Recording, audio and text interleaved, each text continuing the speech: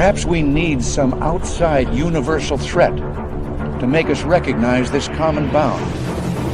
I occasionally think how quickly our differences worldwide would vanish if we were facing an alien threat from outside this world.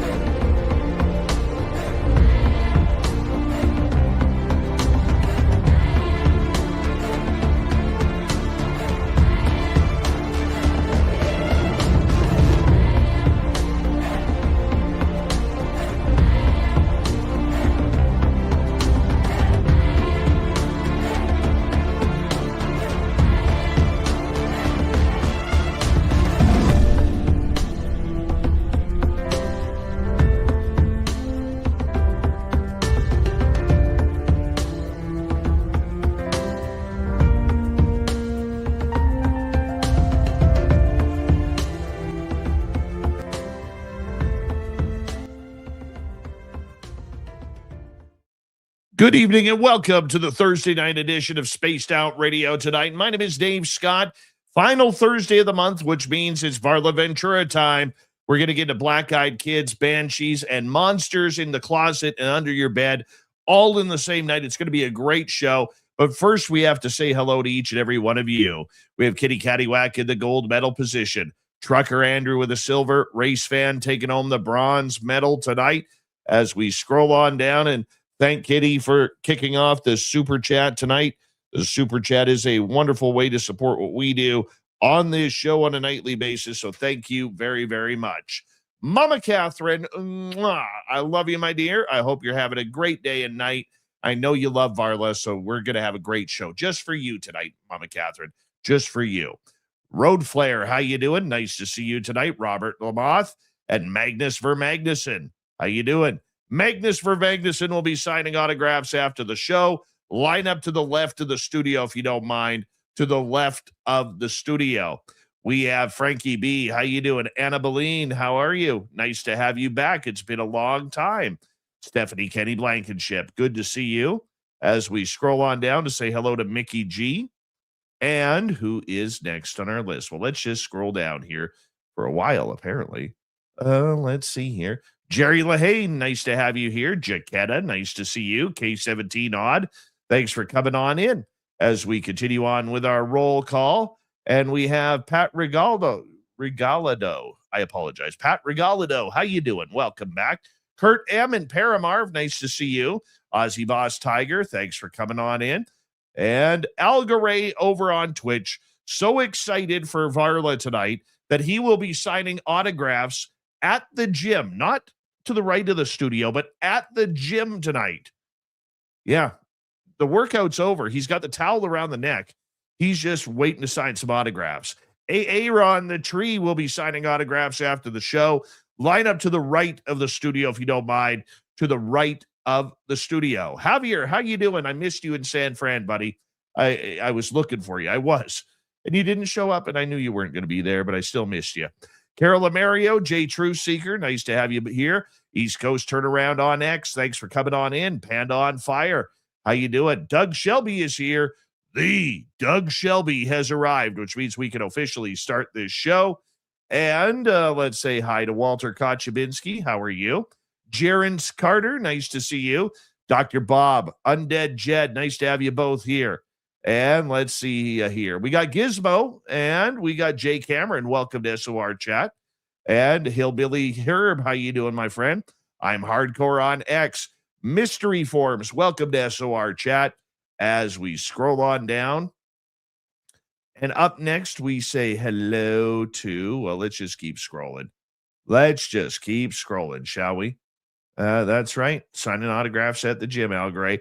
Mel WD40 is here lubing us up for tonight's show because you can't do a show with Varla unless you are lubed right up. So thank you, Mel, for the lube. Let's get the radio side going. Hello and welcome to the radio and podcast side of Spaced Out Radio tonight. My name is Dave Scott. We're going to talk black-eyed kids, monsters, banshees, and nightmarish subjects tonight with Varla Ventura from varlaventura.net. We are in roll call on our YouTube side, so bear with us as we say hello to Bobbert and Spiraling69. Good to have you here. We are caught up, everybody. Oh, there, did I see T-Bone? Was T-Bone here? Oh, no, maybe my eyes were just seeing things. Daryl Stanley, how are you? Eva, nice to see you here tonight. Super Chat is open. It's a wonderful way to support what we do on this show on a nightly basis. And don't forget, you can shop at our Spaced Out Radio store. We do not have ugly swag, people. No ugly swag. So make sure you check it on out.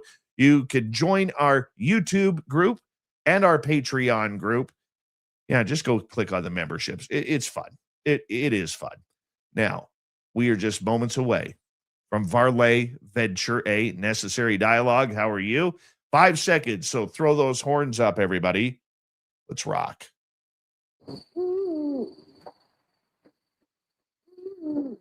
Are you ready to hear your mystic voice of the night?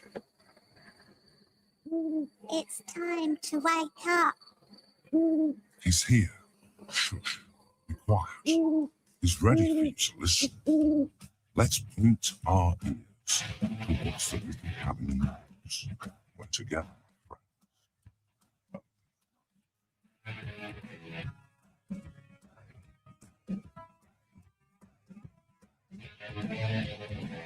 It's time for Spaced Out Radio with Dave Scott.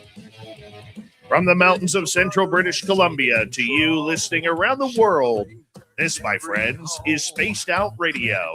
I am your host, Dave Scott, sitting in the captain's chair of SOR headquarters. We welcome you to tonight's show on our terrestrial affiliates around North America, digitally on every major podcast network. Our website, spacedoutradio.com. We have a plethora of features for you. Rock out Bumblefoot, read the news wire, check out our swag as well. You can follow us on X at Spaced Out Radio, Instagram at Spaced Out Radio Show, and on Patreon in the Space Travelers Club. Tonight's show is brought to you by Caribou Con, September 18th through 20th in beautiful Caribou region of British Columbia. Join us to get your VIP tickets today.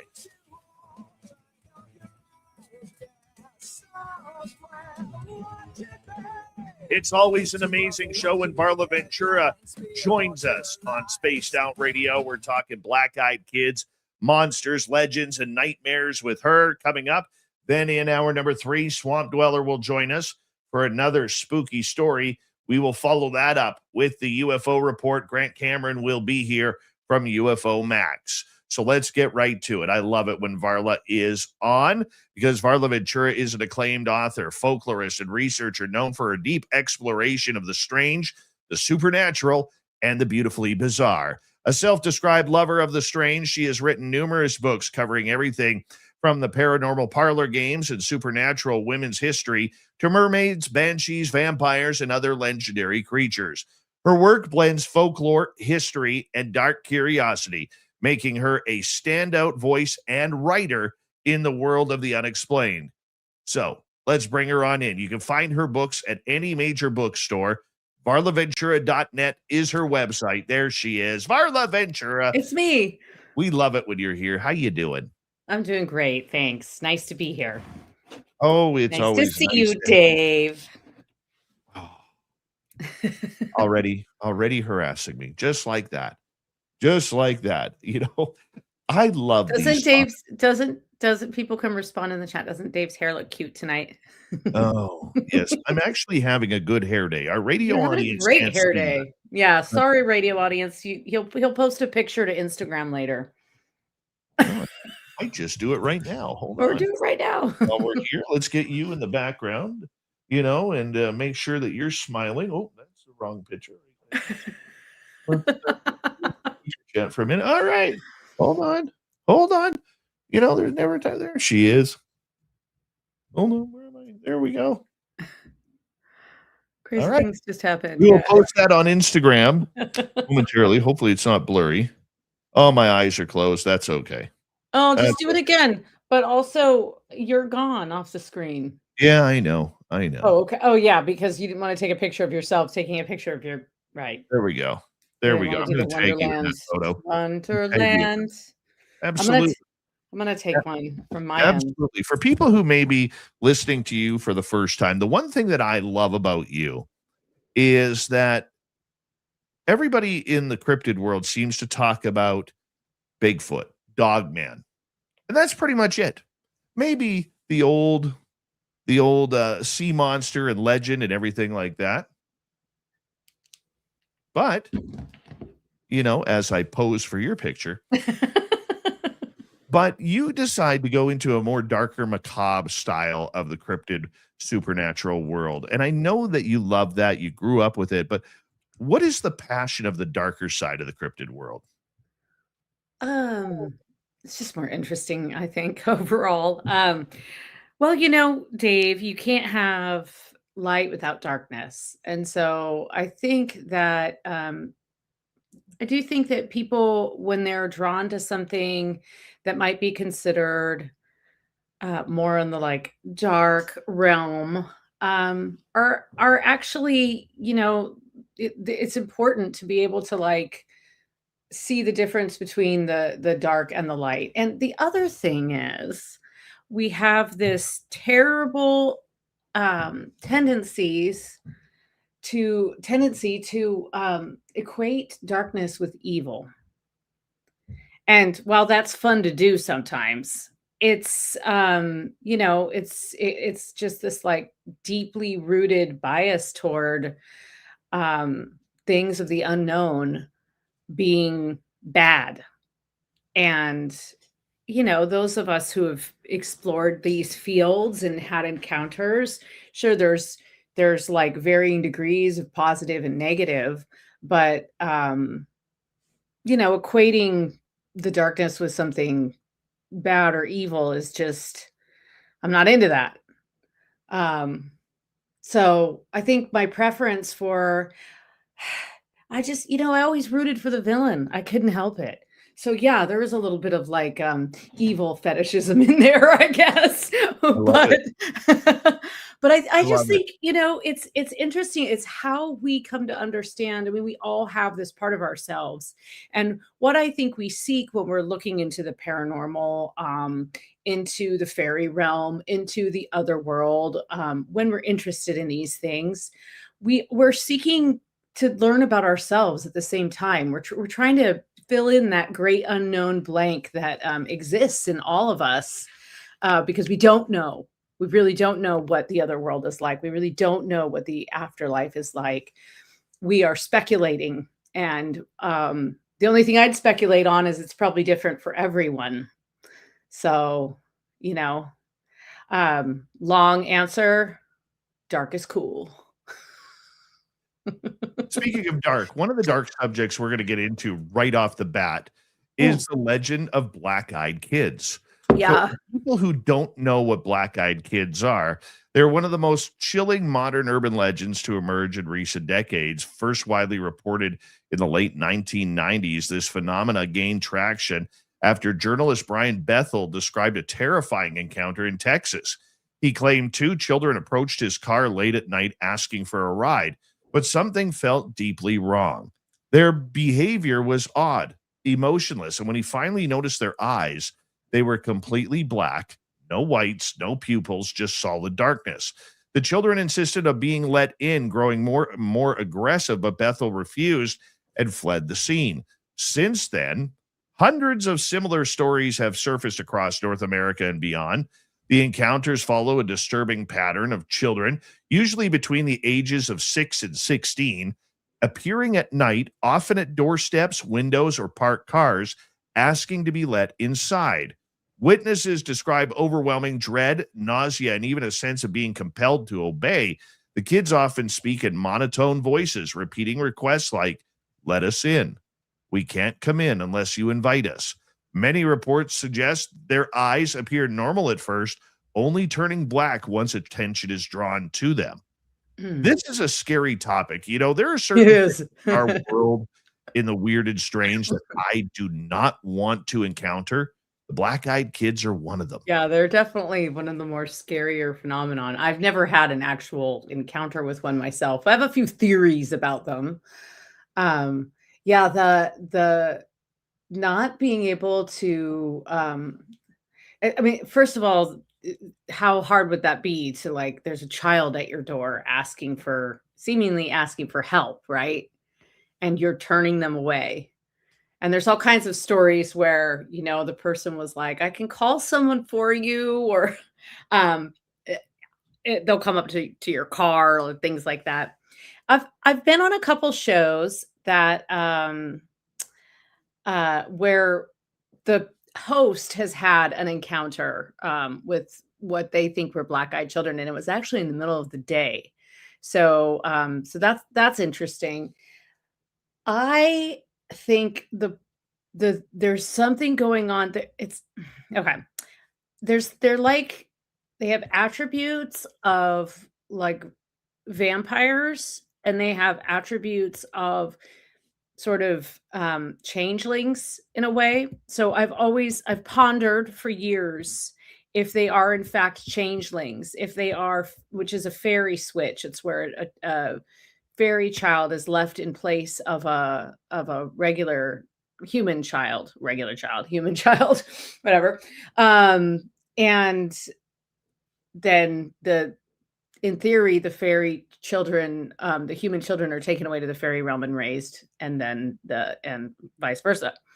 So there could be something going on there with like, stray hybridy fairy creatures.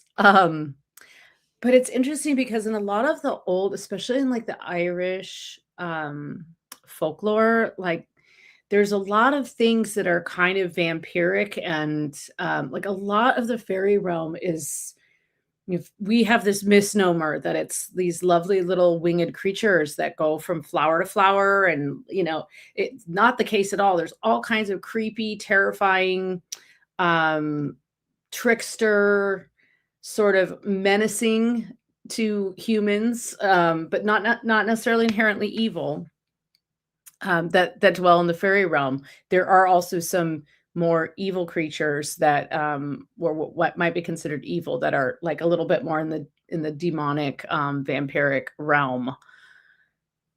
But they You don't. go ahead. Go ahead. I was just gonna say that, but the black-eyed children, like, they don't quite fit in any of those categories completely. And that's part of what makes them so disturbing. I don't know. I don't know about the whole "it started in the '90s" thing. I'm always leery when it's like sort of a newer, or I guess 30 years, but sort of a newer legend or whatever.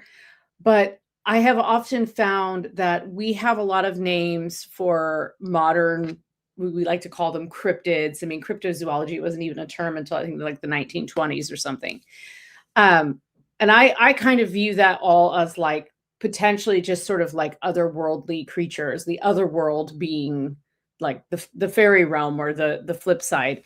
And so I suspect, and this is why I bring up changelings, that there are some descriptions that talk about similar phenomenon that predate the term black-eyed children. Here's what I was wanted to say, and I'm glad I didn't forget it, because sometimes when you have a power thought, you forget it moments later. It's human nature. Okay, just like I had something that bugged me today, and I wanted to say it on the air, and I've already forgot about it. But when it comes to children, this has to be the scariest encounter outside of a monster right in front of you. And the reason why I say that is because it is our human nature to help kids. Right. It is our human nature to nurture children.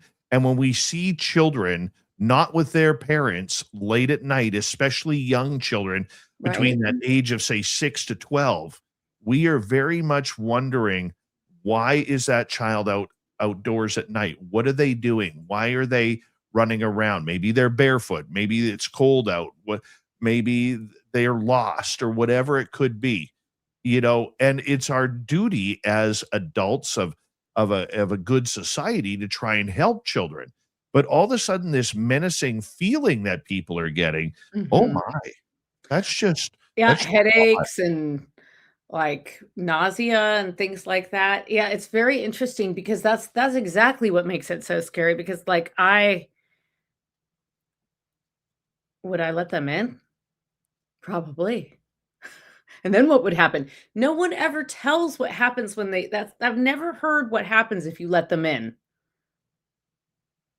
It's like one of those legends where, everybody dies when they see it, except one person lives to tell the tale, so the legend goes on. Like, what anyone with an encounter, has anyone actually, like, let them cross the threshold? Like, the first person must have, right? Because I don't know. No, I get you.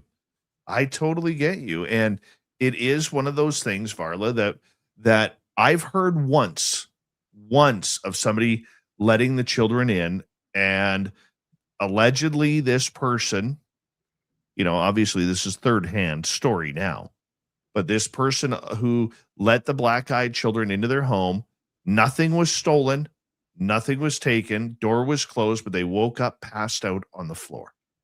Oh, interesting. So, like, total, like, time lapse. Yeah, there's some theories that they might be, like, something more in the alien. Is that circulate around in your it's kind of more your community there, the UFO community and the, people who have had encounters? Is there any theories that they're part of, like, they're No, that? no, no, Hmm, not at all.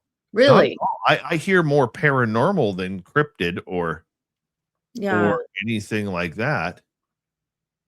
I just was thinking because, that's there are some older descriptions of strange creatures that are kind of, maybe they're called pixies and, from back in the day, but they're more childlike and they have kind of weirdly shaped heads and things like that. And people report missing time, but the missing time is a telltale mark of the fairy kingdom.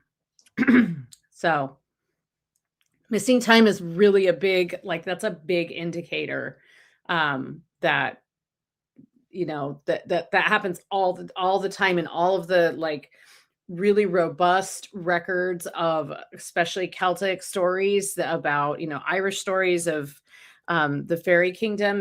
There's missing time. The puka takes your time. You'll wake up hours later somewhere else. If you enter into the fairy realm or you enter into like a fairy circle with the fairies, hours could go by, or even days could go by, and you think it's only been a few hours and you get exhausted. You return very drained. So, like, some of those things, like the physical symptoms and the missing time, I mean, if that's the case, um, yeah, I mean, that's now why? That's the other big question, right? Why? What do they want? What do they want? What are they after? They just coming to, like, look through your underwear drawer or what? Like, why do they want in your house so badly? Well, and that's the question, like, what are they doing in there? If they're not robbing you, if they're not, ransacking your home while you're knocked out, passed out, or whatever it might be, allegedly, what do they want? Are Yeah, they there for your soul? Are they doing something brain to power? your body while you're gone? Are they messing with your head? Do they have some sort of telepathic powers that could play with your mind or implant things in your brain? Like, it Right. sounds very sci-fi, but I mean, we don't know. Well, and furthermore, are they aware of this behavior, or is it a bit more like animalistic, the way a mermaid accidentally drowns the man she loves? It's almost like this animal instinct.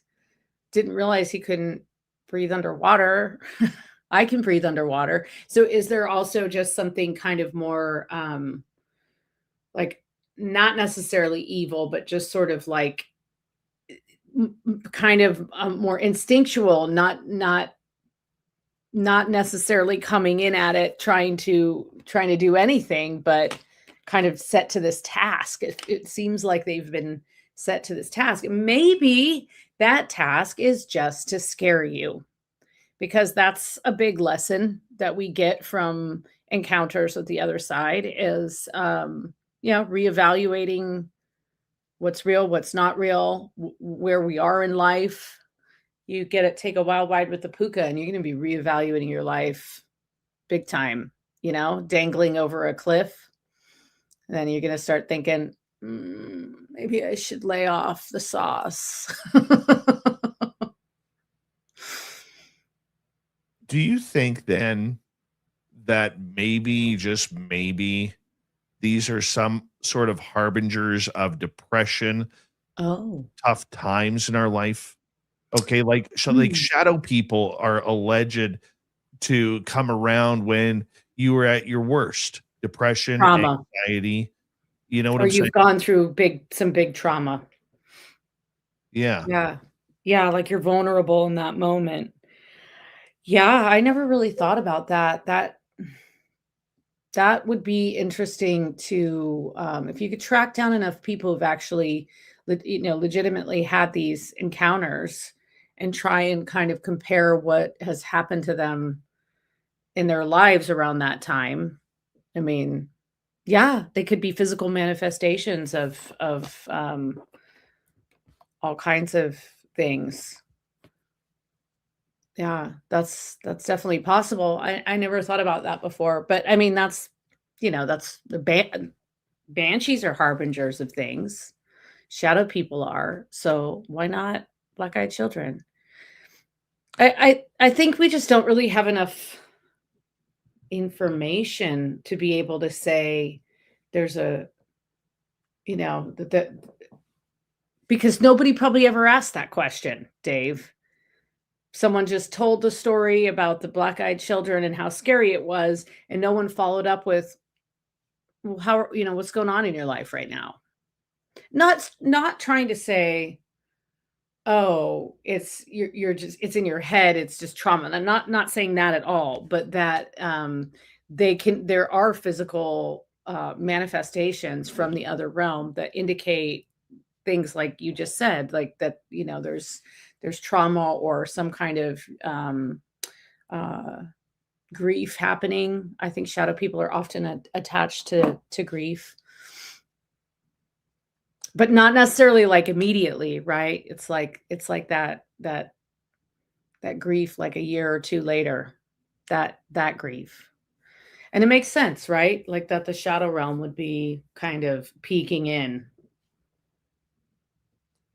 That's the shadow realm that scares me, because I think it leads to things that are going to try and take you places of nightmares that you've never expected. One of the things, since we got under a minute to go here, about black-eyed kids, they do have some similarities to other types of beings like vampires, demonic entities, certain spirits, Yeah. where it's the invitation rule. Yeah, You have that's a big one with vampires in particular. Yes.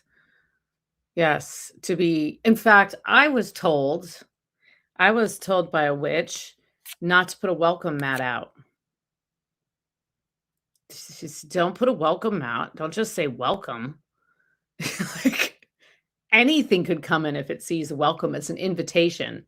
So now I have one that says welcome witches. So it's much more specific. well, that's But nice. But yeah, yeah, that is very, that's one of the reasons that they kind of seem like they have a little bit of this and a little bit of that, but that's the case with a lot of, Hold that thought. otherworldly beings. Hold that thought. We're going to go to break here. VarlaVentura.net is Varla's website. Find her books at any major big store and bookstore. I don't know where big store came from. This is Spaced Out Radio.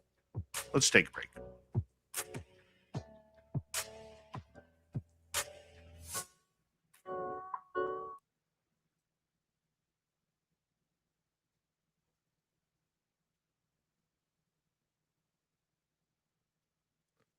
All right, Varla, we are clear.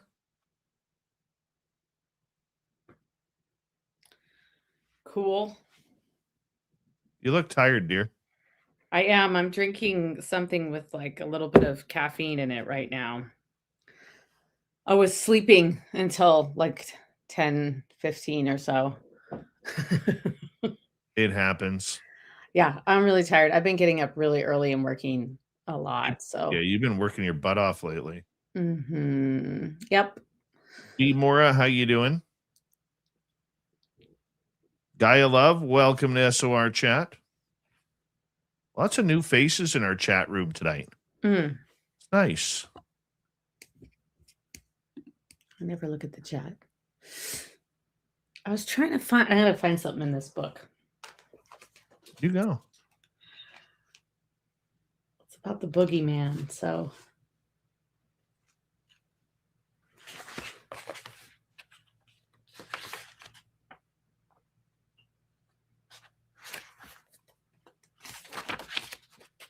That boogeyman.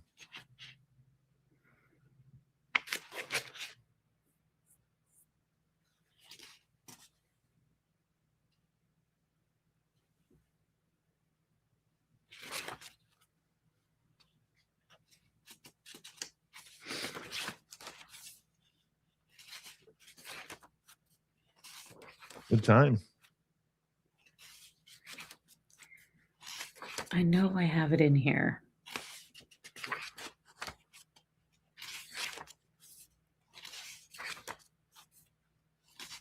Oh, something. My publisher sold the audio books, the audio rights to Enchanted Plants, and none of my other books have ever been on audio. They haven't. Mm-hmm. And of course, I didn't read it. I just was told, "Hey, it's sold, and here's a link to get a free download or whatever." Cool. Yeah. They give you a free download on your books. That's nice. Yeah. I have more than one. If you use Spotify, I can send you a code and you can listen to it on Spotify. Perry Hall and your beautiful mustache. How you doing tonight? Shane Gord, how you doing? Go ahead, Varla. I cut you off. I'm sorry. Oh no, that's fine. That's fine. I just got into the Changeling section here, actually. Marmardio, how are you? Go to the Changelings. When in doubt, changeling it out. Change. What was I saying? Anyway, it's really weird to hear somebody else read your book. I haven't made it through it yet. It's just a strange experience. Person did a lovely job. It's not a criticism. It's just a very bizarre thing to hear your own book read by someone that isn't you. Whistling Mike, how you doing? Claudette, how are you? My northern neighbor.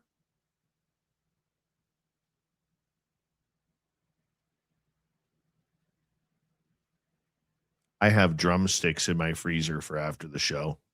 Oh my God. I wanted a milkshake so bad today, just like in the middle of the day. I want a steak so bad right now. A steak? A stick. Oh. I want a steak and a milkshake. So I'll take a drumstick. I got a little pissed off tonight playing mini sticks with my son and his buddy. Uh-oh. I think after they started beating me like 7-2, I snapped my stick. Oh my God, you baby.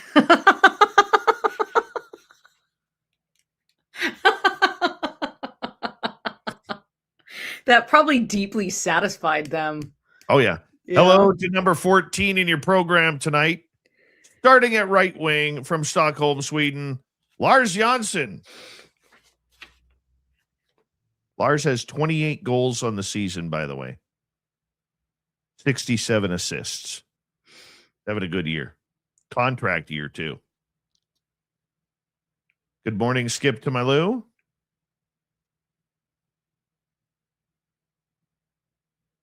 Yep, going to have a stick after the show. A caramel one.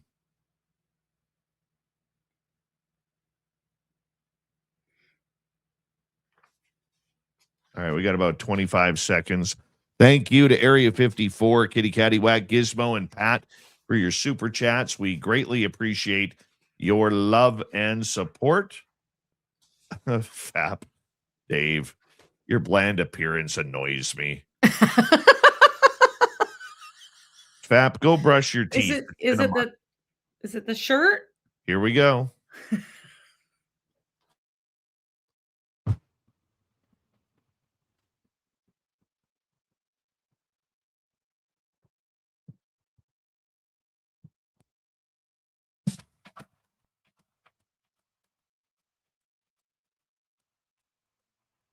Second half hour of Spaced Out Radio tonight. We're talking black-eyed kids with Varla Ventura.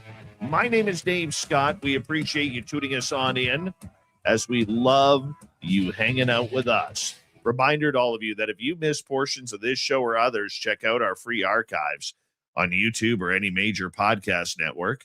Our website, spacedoutradio.com. We have a plethora of features for you. Rock out to Bumblefoot, read the news wire, check out our swag as well. Follow us on X at Spaced Out Radio, Instagram at Spaced Out Radio Show, and on Patreon in the Space Travelers Club.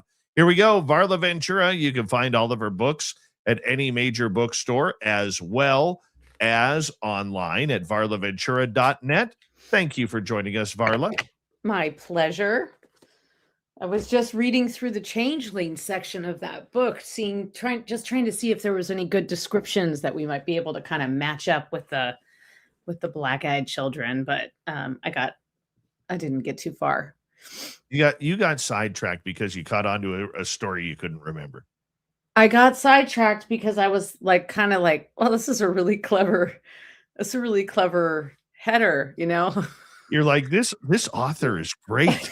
Like, I'm not drunk. It's just my puka. Mm-hmm. I hear love that. I forgot I wrote that, you know, sometimes.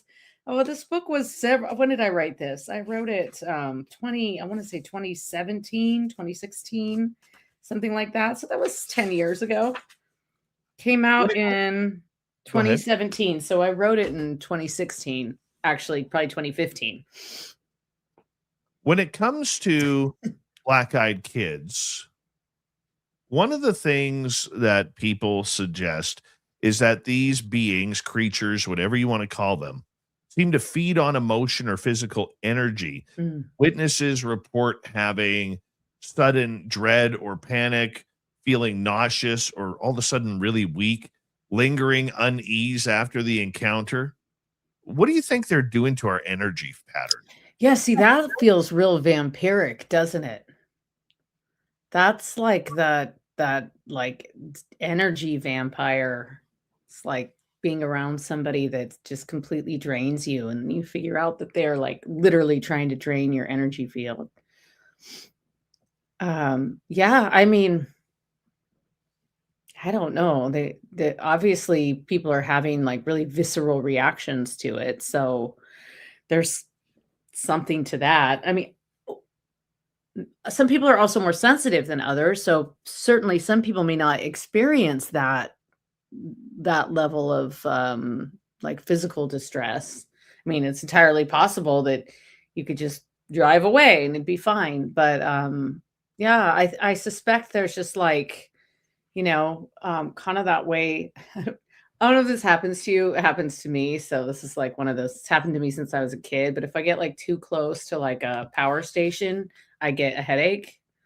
If I'm like around or even like around a tower, I get like kind of a strange headache, and like I get kind of tired. This is like that level of electricity and energy in the air just like kind of zaps me out. So, I mean, I'm not like that around lights or anything. Or like, you know, surge protector, I'm okay. But like a big power station, I can actually tell when there's a power station nearby because I can kind of feel the like, I don't know, this is like the ions in the air swirling in front of my head.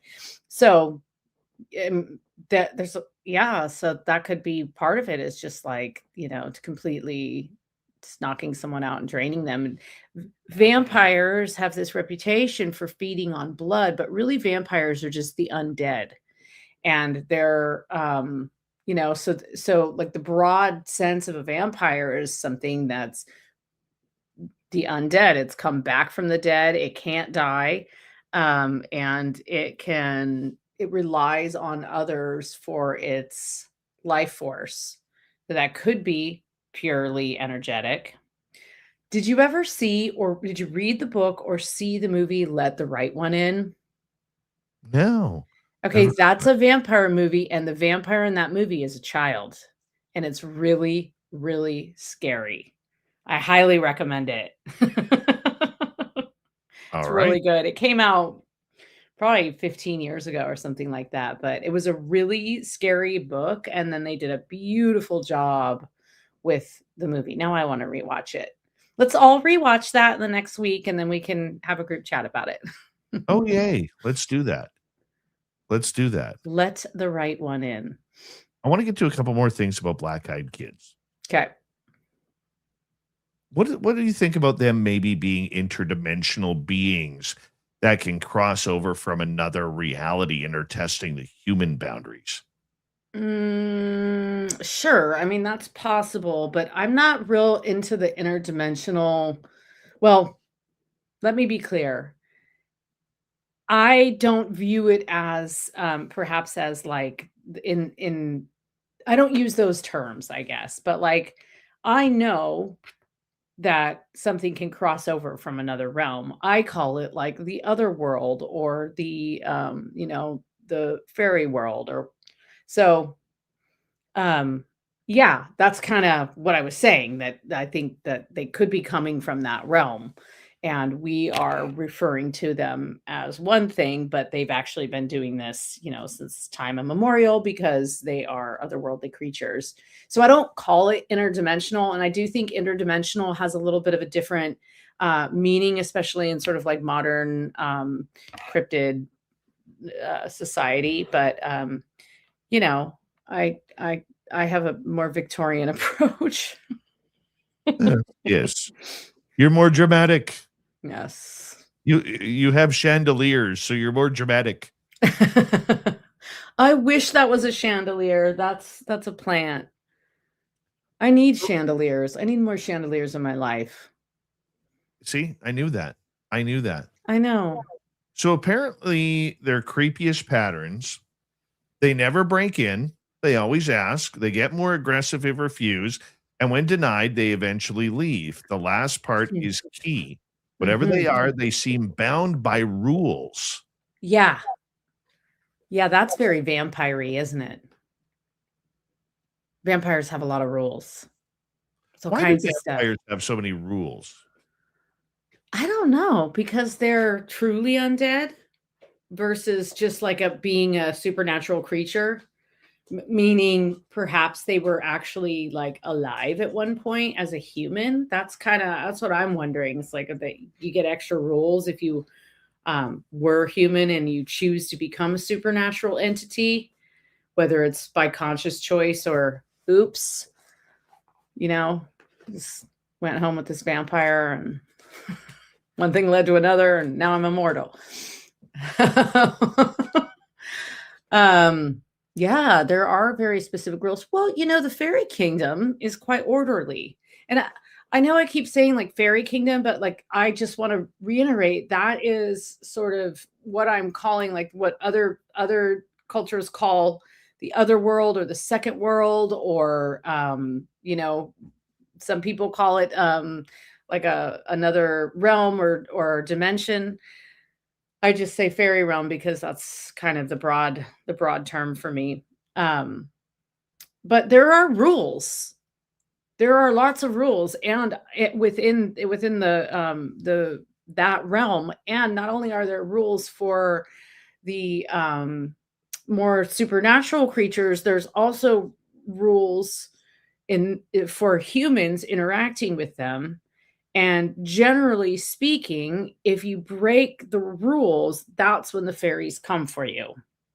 If you trespass in an area that you shouldn't be because it's sacred to the fairies, if you are out really late at night, especially on a particular night of the year, like the eve of May or something like that, that's high fairy time. You shouldn't be out because you will encounter the fairies and they'll make you carry a corpse for 10 miles because a talking corpse, no less, because that's what you get when you don't listen to the fairies.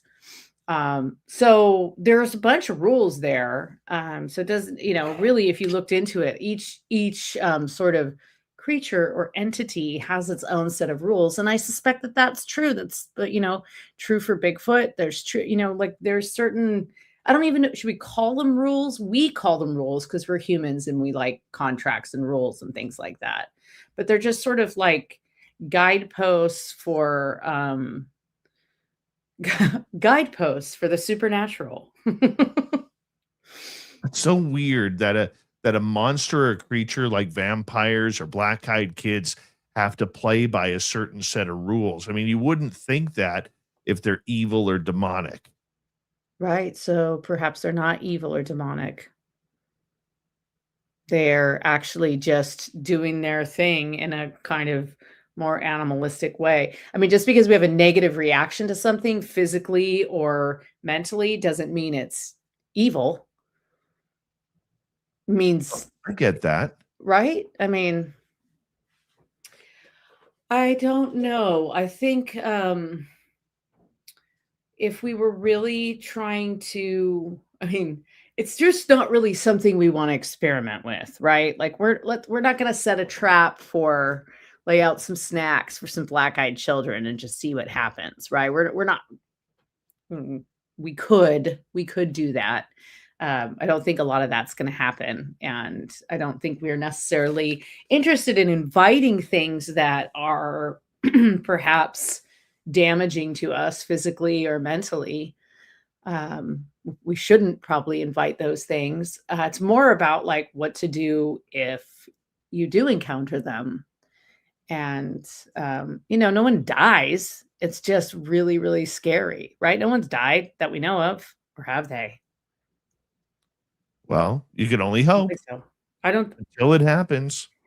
I'm still blown away by the rules portion, though. Like, who's I, getting these rules? Is there a league of demonic forces that have like an upper court, like a Supreme Court that says these are the rules that you have to live by if you want to haunt people?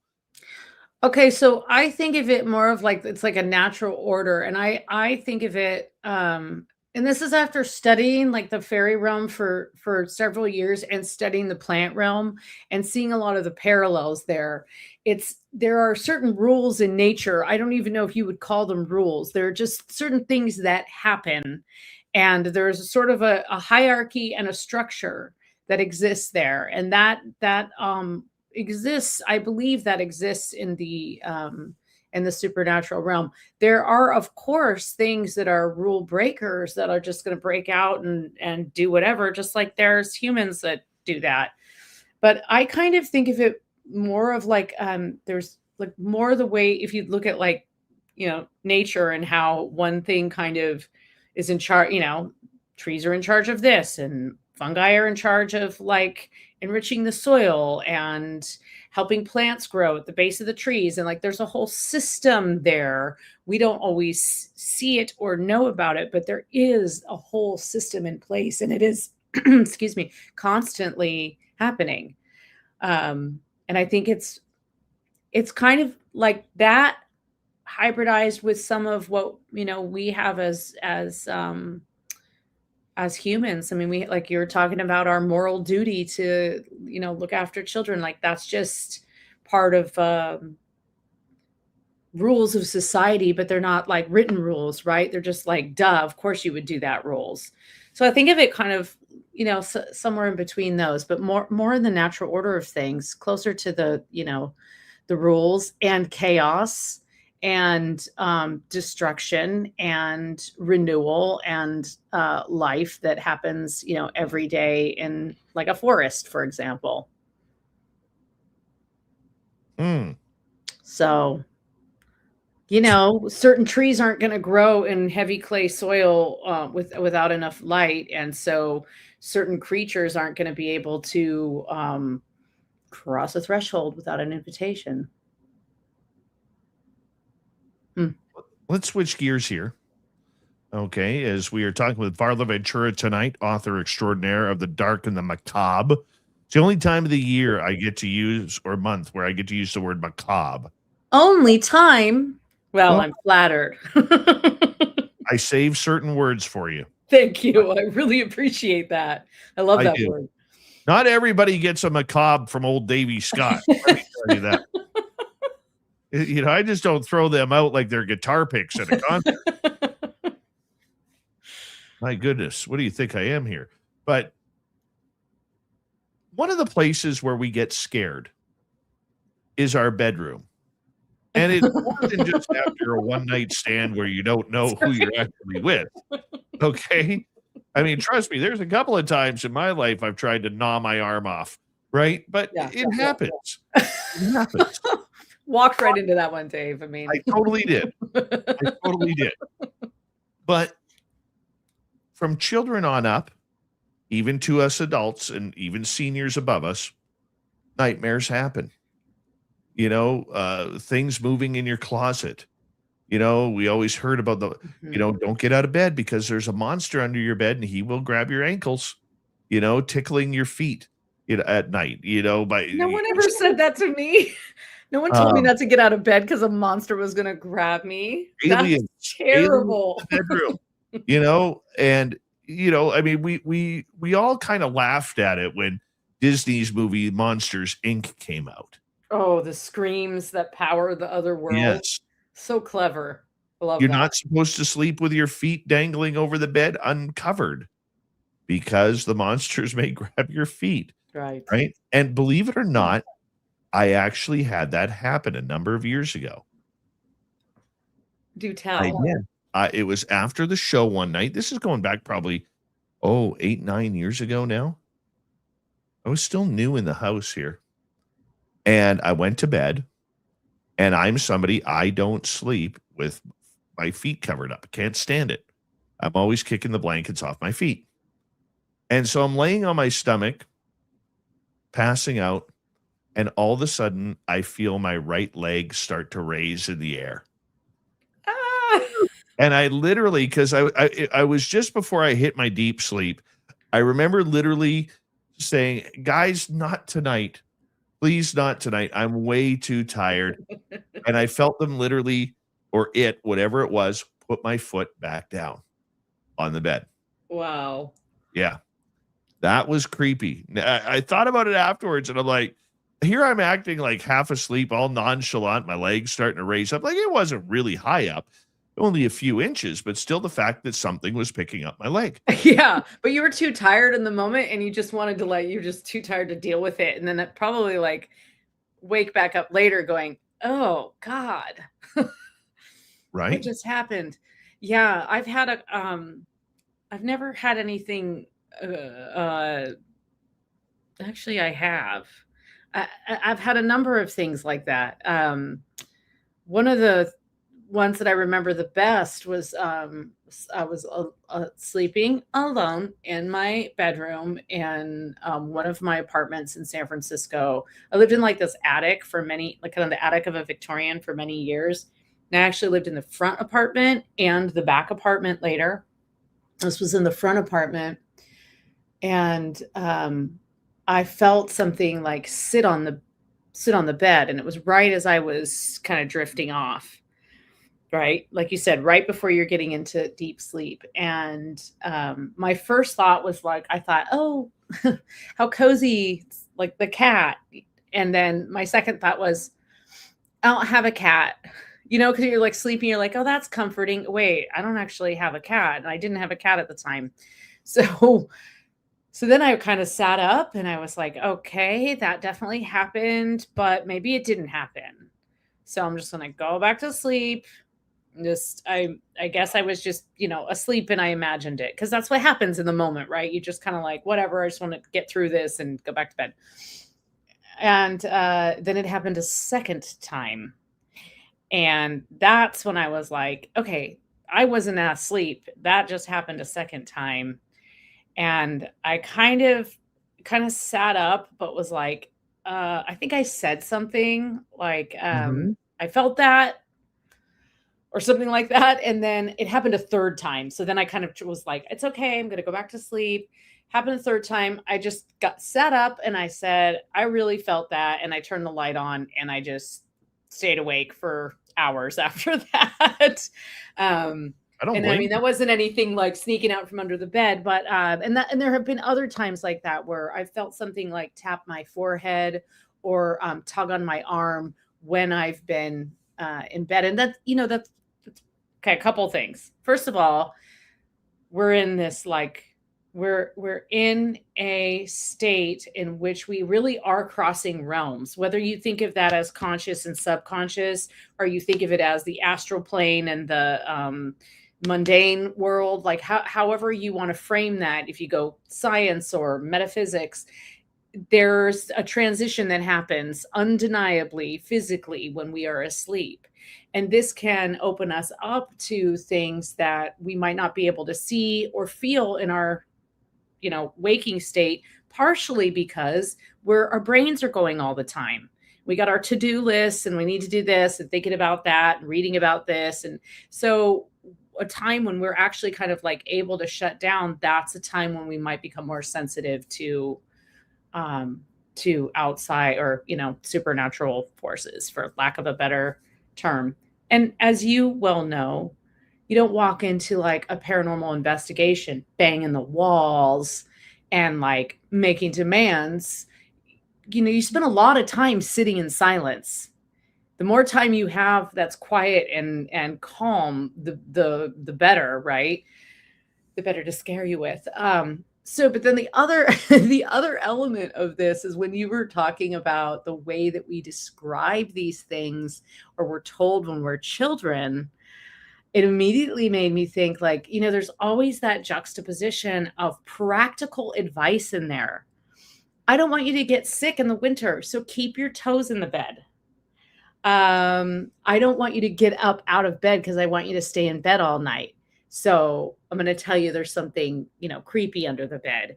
I don't want you falling in the bog and drowning. So I want you to make sure you don't, you don't make Peg Powler too mad or Jenny Greenteeth. Keep a wide berth from them. So there's always that little bit of that kind of cautionary element to it.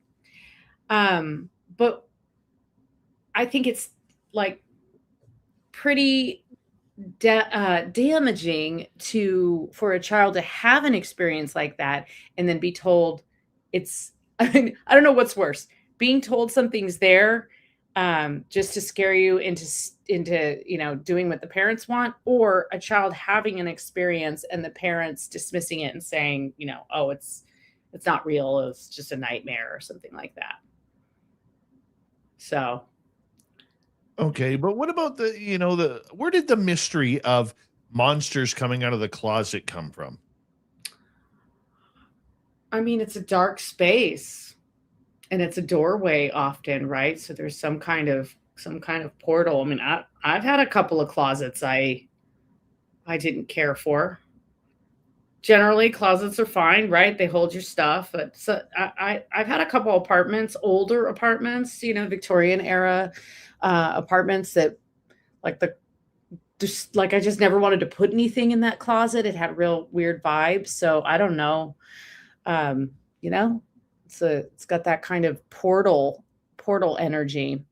But it's interesting because closets are kind of a like modern thing, right? They're a modern thing. Like back in the day, people just had like a wardrobe or a dresser. They didn't need a closet to hang up all of their things. Like closet's kind of a more modern architectural thing. Like you're not allowed to list it as a bedroom if it doesn't have a closet. And that's, people haven't always lived like that. I've lived in many places that had odd configurations and, just put up a wardrobe and hang your whatever, your one good gown in there. So I don't know that that closets are always the source, because I think this kind of thing sort of predates closets. And on that note, we're going to take our first break after the first hour.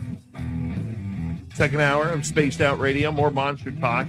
with the great Varla Ventura coming up after this. This is Spaced Out Radio with host Dave Scott.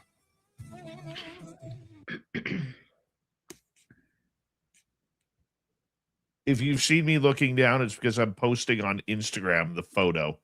Okay, wait. It's not that I'm uninterested tonight, but I told you that I would post during the show. We're going to take a quick break. I'm just going to put you in the background. Okay. All right. There we go.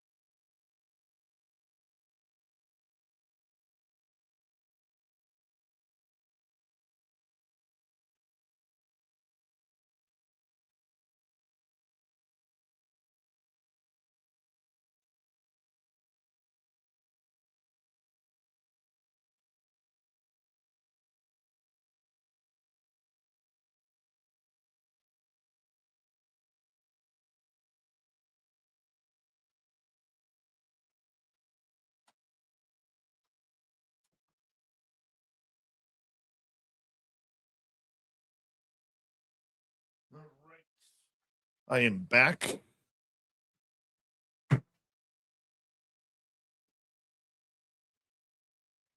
And let's get rid of that. If you want to see the photo that I took,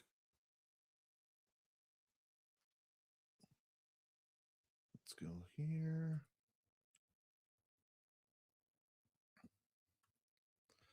And I look half stoned. That's okay. Where are we here? There we go. There's the photo.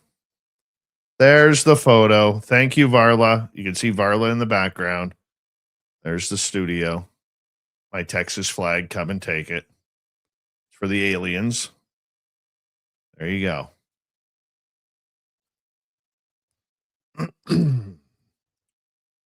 All right. Who joined us late here? Anybody? Grantavius, how you doing?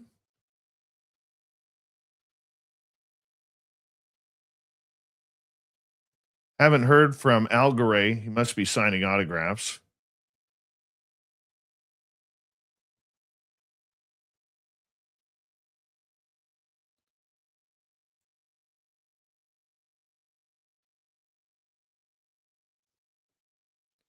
All right. Thank you tonight to Pat, Gizmo, Blue Cruise, Area 54 at Kitty Cattywhack for the super chats. Greatly appreciate it. Varla, time to come back in because we are about to come back. There we are. And here we go. Oh my God, I was talking to you that whole time.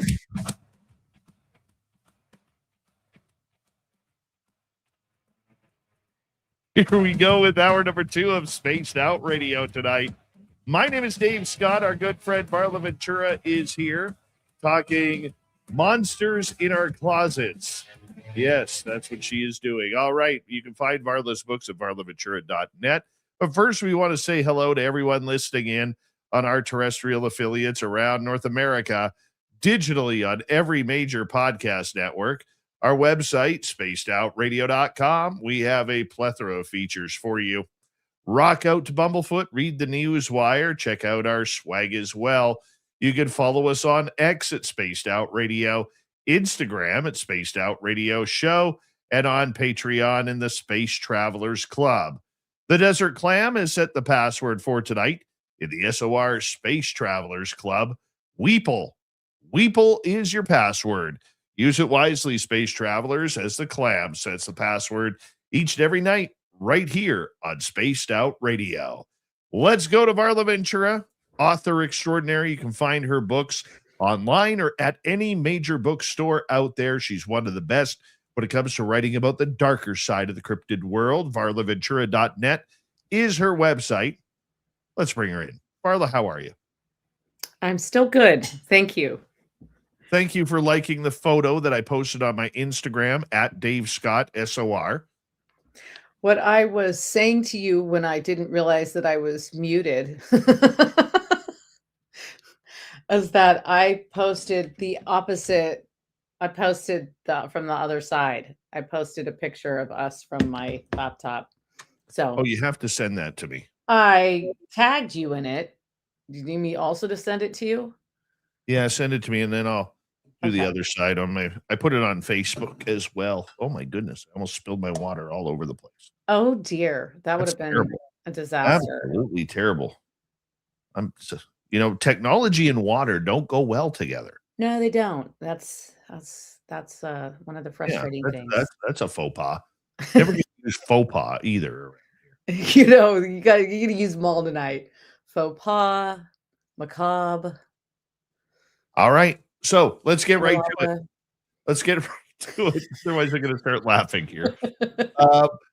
Right before the break, we were talking about monsters in our closets. The movie Monsters, Inc. from Disney really put light on that, trying to get scream out of kids. And then they realized that laughter actually worked better. But for many people, they believe that closets are a portal to something else, to another world. And if you keep your closet doors open, spooky things from other dimensions and other worlds can come out and haunt you and scare you at night. What do you think about this? Yeah, so I have some thoughts. Well, for one thing, there is an old legend, and this has to do with changelings, actually, or changelings or fairies in general. That if a woman is in labor, all of the doors and windows have to be locked and shuttered. but also all of the like any wardrobe and all the drawers of a dresser also need to be locked, ideally with like an iron lock. And because fairies don't like iron. So the idea being that, that's one of the only ways to completely prevent the fairies from coming in and taking your baby and leaving a changeling in between in its place. So that was actually a preventative measure to like, lock everything and not allow anything to pass through in that regard. So the idea that fairies could pass or creatures can pass through like whatever kind of opening there is in the home. It could be a door, it could be a window, it could be through a cupboard. I mean, you have to lock everything, all the cupboards in the kitchen and everything. But I was saying before, like like closets are not I'm not saying they're new. Like, obviously, they've been around a while, but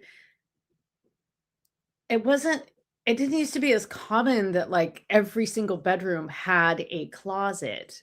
So I think that that's why other dark places, like under the bed, behind the curtain on the other side of the windowsill, those are, places where the shadows sat and light didn't quite reach. And that's where, otherworldly beings can come through. What's usually passing through? Is it ghosts? Is it something more?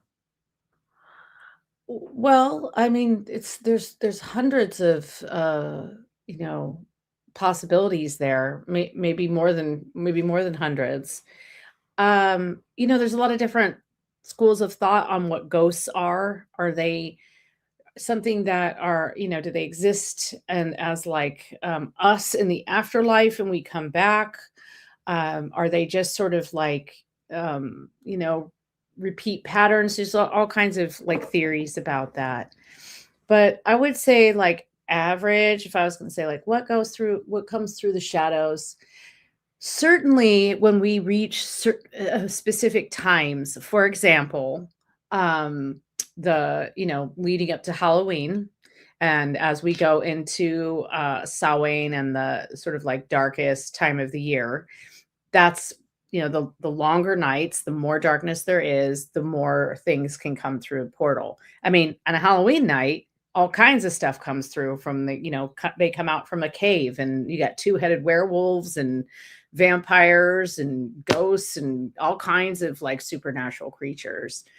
So I do think, there are certain times of the year when the 12 days leading up to Christmas also peak supernatural times with lots of things running out in the night that you wouldn't want to encounter.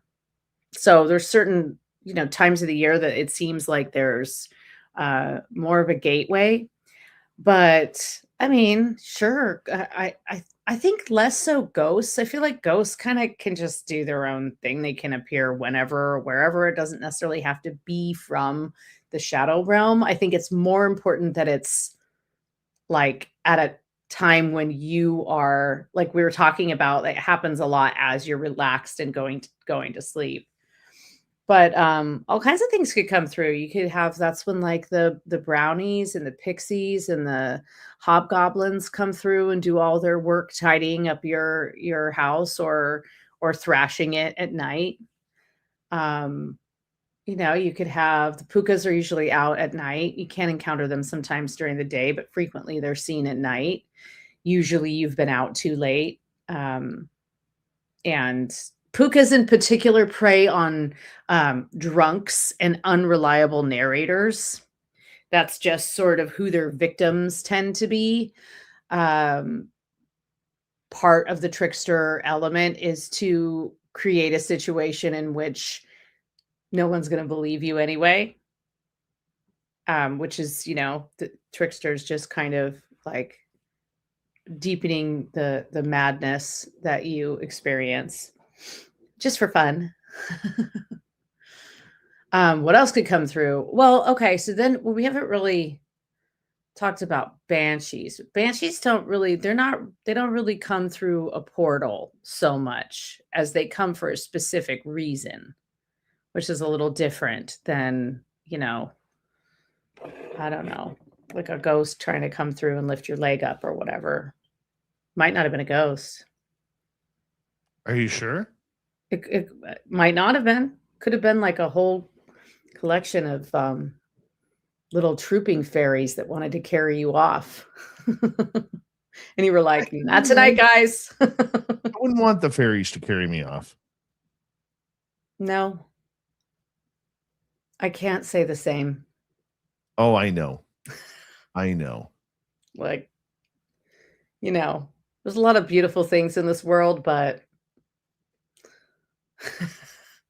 exit, stage left. Well, let's talk a little bit about shadow beings here, because a lot of people believe that they see shadows in the closet, or maybe that's where the ghosts from your home somehow have the ability to hide in those places. Do you think that shadow beings are there for nefarious purposes? Not necessarily. And I hate to break it to people, but they're not contained to a closet. That's just, we got to put them somewhere. And so that's we got to say that's where they are. They can go anywhere. So when you're talking about shadow people, you're talking about like where people have actually, like sometimes they have even like some kinetic energy around them, right? Where like I have a good friend that has when he was a kid, he called it the scribble monster. And it was this shadow person that would come to visit him regularly. But it had almost like popping energy on it. And he like it was scribbled in. Isn't that scary? It's really, really scary when he describes it. It's like one of the scarier things I've ever heard, especially because he was a kid too. So it would like come regularly. I don't remember what you asked me. I just got distracted by the scribble monster but like Shadow people, whether or not they're just completely dark entities energy wise.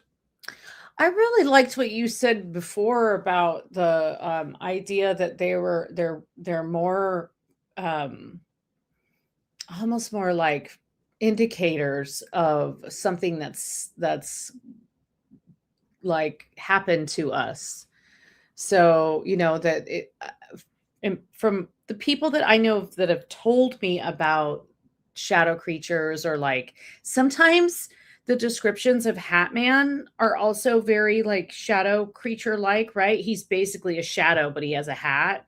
So I kind of put that phenomenon in that category. And that's often accompanied by like sleep paralysis and, just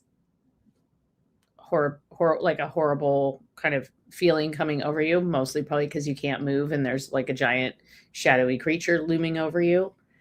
I've never encountered a shadow creature. That's not the kind of so the kind of ghosts that have haunted me. I put them in like ghost category. Do people not do that? Maybe that's not as common, but I think of them as like another form of like ghosts.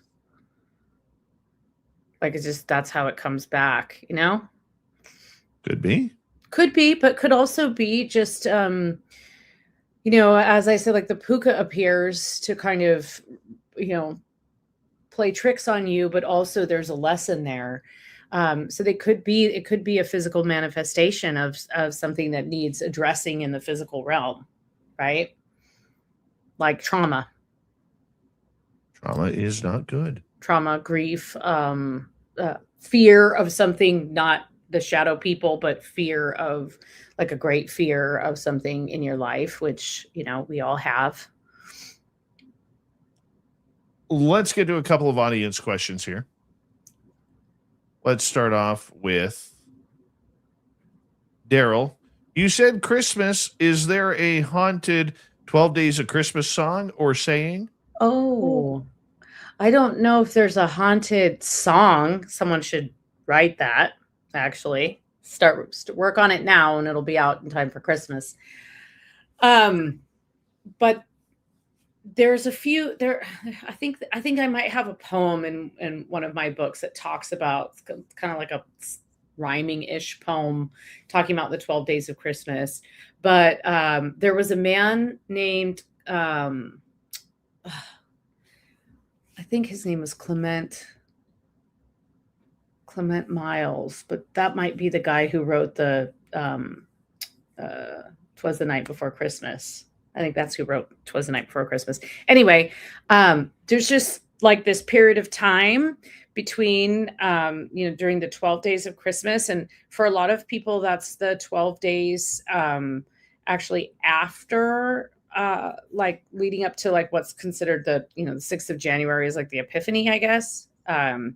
But in some cases, it's just the 12 days leading up to like Christmas Eve and Christmas. But the idea there is that, the veil, as we say, between this world and the next is so thin that all manner of creatures come through. And unlike on Halloween, when we have costumes and bonfires and, glowing lanterns to protect us, we're much more unsuspecting during this period of time. And so we do have certain things that we put out to protect our families. We don't realize that's what we're doing. The decorations, the lights that we put out, the wreaths that we put on our door that actually are a way to kind of bring in prosperity and ward off evil. So like cedar is a great one for warding off evil. But I read this one story. I think I put the chat in one of the chapters of my book. I believe it's in the Fairies, Pukas, and Changelings book. Anyway, if you go out at midnight on Christmas Eve, you are very likely to hear animals talk. And if you draw water from the well, it will turn into blood. You could get stolen away. Like there's all kinds of super, super creepy stuff, way creepier than you even can imagine on Halloween. And we expect it on Halloween. But well running with blood at the stroke of midnight on Christmas Eve is a little less expected, right? You don't want that. You don't want that. All right, let's get to another question here. Jennifer is asking, what is your opinion on Bloody Mary? Oh, you mean the phenomenon where you just like say it a bunch of times and she appears? Yes. It doesn't work. I've tried it. It doesn't work. I think we've talked before about like tulpas and stuff where like collective thought can manifest something. So there's certainly an element of that in there, but believe me, I've tried. Nothing happens. But I think what Bloody Mary and some of those stories harken back to is a time when like chanting and ritual was really powerful, and it's a little reminder of that, especially if it's a group of people with a like-minded thought, right? Everybody concentrate and say it into the mirror. That can actually be a really powerful, it's like Tibetan chanting, like it can be very healing. So that's, yeah. But I mean, I've done it and nothing happened. Look how I turned out. Hey, you. Yeah, perfectly normal. Hey, you. Yeah. That's what we'll say. That's what we will say. But it does go to the whole creepypasta notion that, some of these legends allegedly work. And there are people out there who believe that they do work, and that they have had that interaction. Wouldn't that become part of a belief system for people looking for creepy experiences? Well, if you believe it's going to manifest, I mean, you can see the signs and, all anywhere you want. Like you can find a sign in almost anything. Um, I think what we worry about or what we're like more leery of is it's the whole kind of setup for a horror movie. It's like you do it and then you kind of laugh it off and everything seems fine, and then little by little, something starts stalking you or coming after you from the other realm or into your dreamscape or something like that. um I mean, I guess if you really, I mean, sure, we all have belief systems and we all believe. Who am I to critique? I wrote an entire book about mermaids, so I'm not I'm not criticizing anyone's belief system. But yeah, I mean, if you believe something, it's mind over matter. I mean, if I really believed I could run a few blocks, I probably could. I'm not running. You know what? The only time I've really like gotten into running is my friend turned me on to like this app where it did audio. It's like it tracks your movement and everything like a pedometer, but it does audio like zombies are chasing you. Oh, nice. Yeah, it was great. It was like a zombie apocalypse workout. No way. I know, right? I should try that again because Let's that's sneak in about the one only more thing that's question. going to get me to run. Blue Cruise wants to know any thoughts on Glimmer humanoids? I don't know what a glimmer humanoid is. You mean like a shimmering being? Yeah. Oh, I mean, yeah, that I guess there are a number of accounts of that's how people see something that then is part of the fairy realm. There's all kinds of legends of things that sort of like manifest out of the water in particular in that way. I mean, I I have never seen like what would be defined as a glimmer humanoid, I don't think, but I have seen and I'm not that psychic or whatever, but I've seen people glimmer. I think it just kind of like like you can see, like some people can see auras. I cannot see Yeah. auras, but occasionally I can see if somebody's like really kind of glowing. Maybe it means they're like, this is it for them. This is their last round. They're chosen. They're going to ascend to, grand enlightenment. Or they've stepped through from another realm and they're just, acting normal. For a lot of people, what the glimmering means is if you remember in the movie Predator with Arnold Schwarzenegger and Jesse Ventura, they My they had the boyfriend. Predator was kind of like that glimmering, blurry type Yeah, creature. yeah. Love that. Yeah. Oh, well, that's more like scary. I don't know, but I really love the term glimmer humanoid. That's like, talk about a good setup of words there. Glimmer humanoid. Oh, well, in that case, it would be a little bit like not so positive. I think of glimmering as like like a person who shimmers, who glows. Yeah. No, Don't know.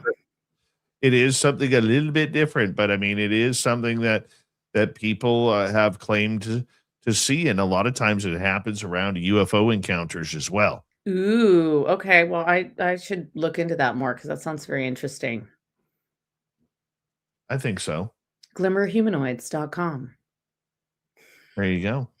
Varla, I'm going to get you to hold on right there because we are going to go to break at the bottom of the hour. We have Varla Ventura for another 30 minutes here on Spaced Out Radio. It is always a pleasure to have the Queen of the Cryptids here. VarlaVentura.net is her website if you want to check it on out. And I highly suggest you do. Her books are at any major bookstore.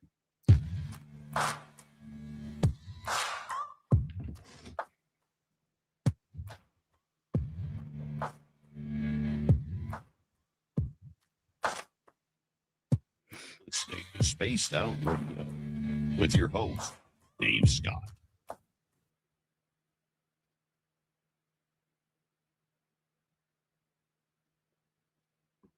All right, we're clear.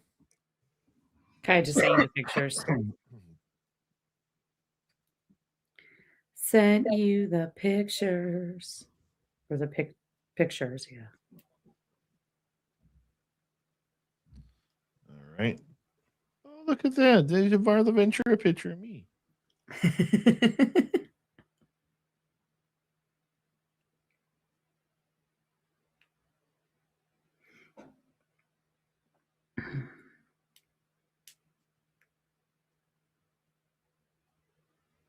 Yeah, I look stoned in the first one.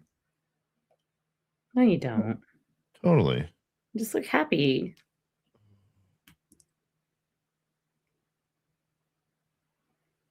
All right.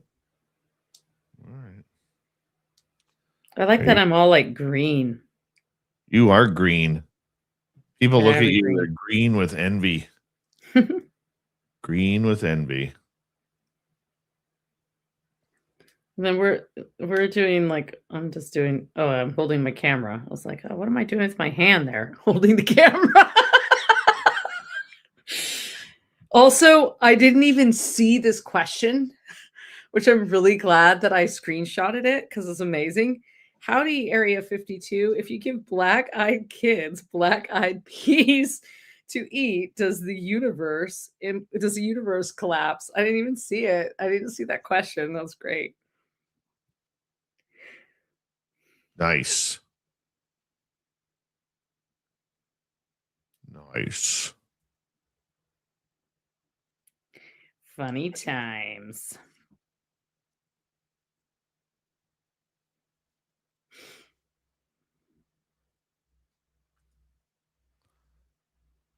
Are you glad hockey season's over? I mean, it's kind of not.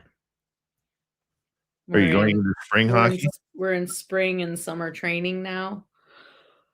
Yeah. Which is like he's got this great program that he goes to as a goalie, and they do this during the school year. It's God, sorry. It's 2 days a week. It's 3 days a week, Sunday and like a Tuesday and a Thursday night. And it's 3 hours, an hour of ice time, an hour of skills training, and an hour of like strength training. And he does that all through. He did it last year, and it really, really is very effective. So he does that through June, and then once summer hits, they can go as many as 5 days a week if they want. It's kind of like you just pay this set fee, and you can go as many times as you want. But the actual hockey season with like, going to games every night and yes, I'm kind of relieved. We have our team party this weekend. I'm kind of relieved, but it's also like it was his second year of Bantams. Yeah. And so so it was a little bittersweet. It's going forward. It's high school if you make the high school team, and then there's junior gold if you don't make the high school team. But like association hockey he's done with it. And that's a little like just kind of happens rather fast, just like hockey season ending. It's like you just finally getting to know all these people and tolerate them and like them, and then it's over, and then you don't talk to them for 6 months. Some of them. I've actually made quite a few good friends through. And it's the parents that you can't stand that you're all like, oh, I'm so glad it's over. I'm trying to think if there was like, there really wasn't anyone on this year. It was a lot of parents that I knew, and a couple like there were some new parents that I didn't know, but like it was a lot of, at this point, right? We've had a lot of the same kids at the same level. So some of my favorite people actually we had on the same team, which was great. Makes for a great bus up to Duluth or whatever, The old Duluth travel. Yeah. Yeah. Don't want to be traveling to Duluth without a good hockey team. Let me tell you. We got Nope. 12 seconds. Big thank you to Pat Ugh. times 2, Claudette, Gizmo, Mel, Blue Cruise, Kitty, and Area 54 for the super chats. Greatly appreciate your love and support. Here we go.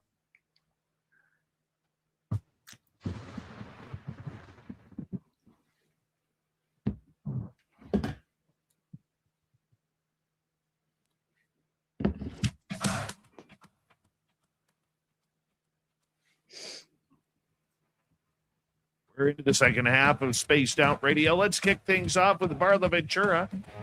My name is Dave Scott. I am the host of this roller coaster ride of the weird and strange. VarlaVentura.net is her website as we get ready to bring her on in with more audience questions. If you want to find any of her books, go to any major bookstore as well. You remember those books online aren't the same as going to a bookstore. They really aren't. It's great to get mail. Okay, we all love getting mail and surprises. Okay, but there's nothing like going to a bookstore and finding a book you like. Try it again. Rekindle that relationship with books. Throw the Kindle out and rekindle your imagination by walking into a bookstore. See how I played that? Wasn't that nice? Lovely. Yeah, really good. It's great That was words magic. tonight. You're just on fire. Absolutely magical right there. It's that's what I get for having a good hair day. Yep. Blue Cruz is asking, what is your opinion on these solid color, white, black, etc., two-dimensional stick figure beings that have been seen worldwide? I don't know I've what you're never heard talking of about. stick figures. Like, I don't know what this is. But in my mind I do, right? I'm imagining like stick figures walking around, suddenly appearing. Sounds scary, honestly. all right, here's Sounds one scary. that'll freak you out. We'll repeat it from Blue here. Any thoughts on what happens when one looks into a black mirror? A black mirror is a wonderful tool for scrying, and it is a great tool, especially when working with the dead. I think I've only heard of a black mirror like once. What are they? It's just a mirror that's like shiny black instead of shiny silver. That's what it is in ritual anyway. Would it make me look better? Well, you would only see the whatever is like reflected in it. Like it's like looking into a black, like an obsidian crystal ball. Okay. It's just reflecting like the light that is, like that's why it works, because you basically can like space out and then see what's in there and get like messages and images from that. I mean, that's how I've got a couple of I've got a obsidian ball, and I've got a black ball and a black like scrying mirror. That's what I use it for. Black is also a color that can absorb a lot of negativity, so it can be a really positive thing to have in your house, actually, to have like something that will take the negative energy and just sort of slurp it up and keep it away from you. I used to always put black obsidian next to my son's bed at night. Actually, speaking of like nightmares and little things that we do to protect our children, I would just put that next to his bed. I think I had like a little, just like a little chunk of obsidian that came from California, actually, beautiful black obsidian, and just in case, absorb anything negative that's coming through, so it wouldn't enter into his dreams. Oh, isn't that cute? Not Isn't that special. very nice? Very thoughtful. Aramarv is asking, are doppelgangers inherently evil or just different? Any theories on the source of them? So I think they're a little bit in that like trickster realm. And doppelgangers are interesting because It's like, is it a time slip where one person really actually is appearing in two places at the same time, but they have no memory of it because they're only able to like remember and live in one existence? Um, is it a duplicate of, I mean, that's the scariest is when um there's like the voice throwing or something appearing like, your sibling or your mom or your kid or whatever, and like throwing the voice so that it sounds like them, but you know that your child's like tucked into bed in the other room. You're hearing this kind of voice calling you. Um, those are kind of scary to me, those stories where it's like something impersonating something else. That feels a little bit more on the um you don't know what you're gonna get kind of situation. It's like, it's like the clown on the at the haunted house. It's just sort of a wild card, right? Because they have all this makeup on, they can kind of get away with anything. So it's like, oh, maybe not go into the fun house. Um, so I wouldn't, again, like I have a very difficult time labeling things as evil. So I wouldn't say they're inherently evil, but I think there's definitely some like dark trickery afoot. In particular with the appearance of something that looks like someone else trying to get them to do something else, like come outside at night. Or I remember hearing one story, I think it was like late last year. I was listening to the Jim Harold's campfire stories, Yeah, and there was great. this. He's got there's always a doppelganger. Every couple of episodes, there's something kind of doppelganger like, and he's done a lot of research into those, I think. And but there was one story where it was like that, this kid's dad was outside on the street calling for him. And he was so confused because it was like the middle of the night and his like dad was calling for him outside. But like his dad was sleeping down the hall. So that kind of doppelganger thing is pretty freaky. There's also that like, there, I mean, people will say that occasionally, right? Like, I saw your doppelganger. Like, I saw someone who was just like you. I think people have similar energies and appearances. And you know how if you looked and you analyzed like your earliest childhood friends and like what Yes. sort of personality types they met, and then you looked at like your modern or your like current friends or Right. friend group, you might find people that fit in, like, or you're a Phoebe or whatever. All right. You ready So, for another one? yeah. Let's go to Jay. Have you ever moved a handheld mirror around you to find and see otherwise invisible beings? I have used a handheld mirror in the same way that I've used a black mirror. I've used it for scrying or for like some form of ritual or magic. And I have a beautiful one that belonged to a grandmother. So I've done that with a hand mirror. I've never really done it to look for anything. Uh, or if I have, I haven't, I didn't see anything. Um, that's an interesting practice.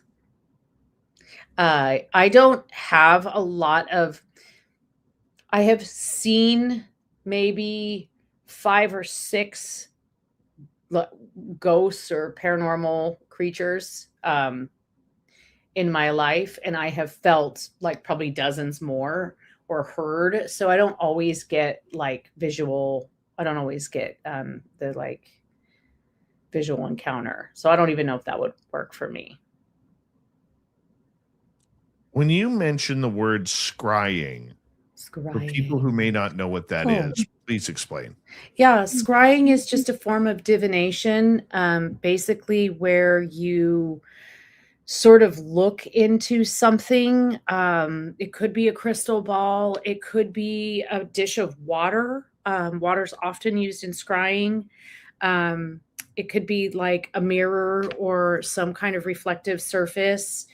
and you look into this and you sort of like free your mind and kind of get into a meditative state, and then you can see, I mean, that's where the images from the crystal ball, that's where it comes from. That you're looking in, and you're clearing your mind enough, and crystal clears your mind and can kind of like act as a conduit, and then you are able to either see what's coming through your third eye, or you actually are able to physically see something before you that you can translate as a message.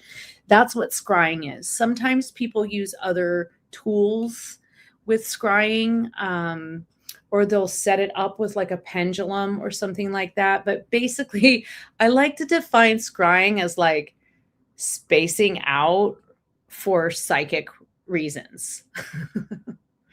and that's, we need these tools because we do need something to concentrate on to help us not be so distracted by the world around us. Totally different than using a spirit board or something for contact. This is different. You're not trying to, you can potentially make contact through scrying, but you're often, the goal with scrying is to get into a meditative and psychic state, and then get some messages and images through that. Scrying. Moving on. Back to blue. Could these thought form sightings and encounters be mistaken for a shadow or glimmering being? I'm not really sure what this question means, but I'm going to try and put it together here. Like, I'm thinking, like we were talking about, like tulpas, right? Yes. Where, collective thought could be mistaken. Certainly. I mean, the collective thought is imagining that there's, I shouldn't say imagining, but like, in other words, I'm unclear. Do we mean that it's actually a shadow or glimmer being, and it's sort of like lurking, and it wants us to think it's just a collective thought form? Or is it the other way around? The collective thought form is manifesting these. Okay, so let me add to this a little bit, okay? Are we talking about, with thought forms, are we talking about our mind creating this, or are we talking about something we're manifesting, energetically instead? I mean, I don't know. But, and I don't know if those things are actually that different, really. There was that study, 20 years ago, where people sat around in a room, and they had like a dish of water, and they had people just put negative thoughts into this water, just negative thoughts. And then they analyzed, they had, of course, looked at the water molecules before, they looked at the water molecules after, and they had this very distinct pattern. And then they did the same thing, and they had everybody putting positive thoughts. And the water molecules changed again. So obviously, our collective minds do have the ability to alter actual reality. But we have so many things in the way, we have so many blockages. So that's where, something like scrying and other tools like that can actually help unblock those, the belief systems that keep us from being able to break down those barriers. That didn't answer that question, because I'm not really sure, that's but fine. That's fine. That works for me. Let's go to our next question here. Let's go to Pat here. What advice do you have for wanting to try to see if you can get more information on the black-eyed children without getting hurt? I would look into Rosemary Ellen Guiley's books.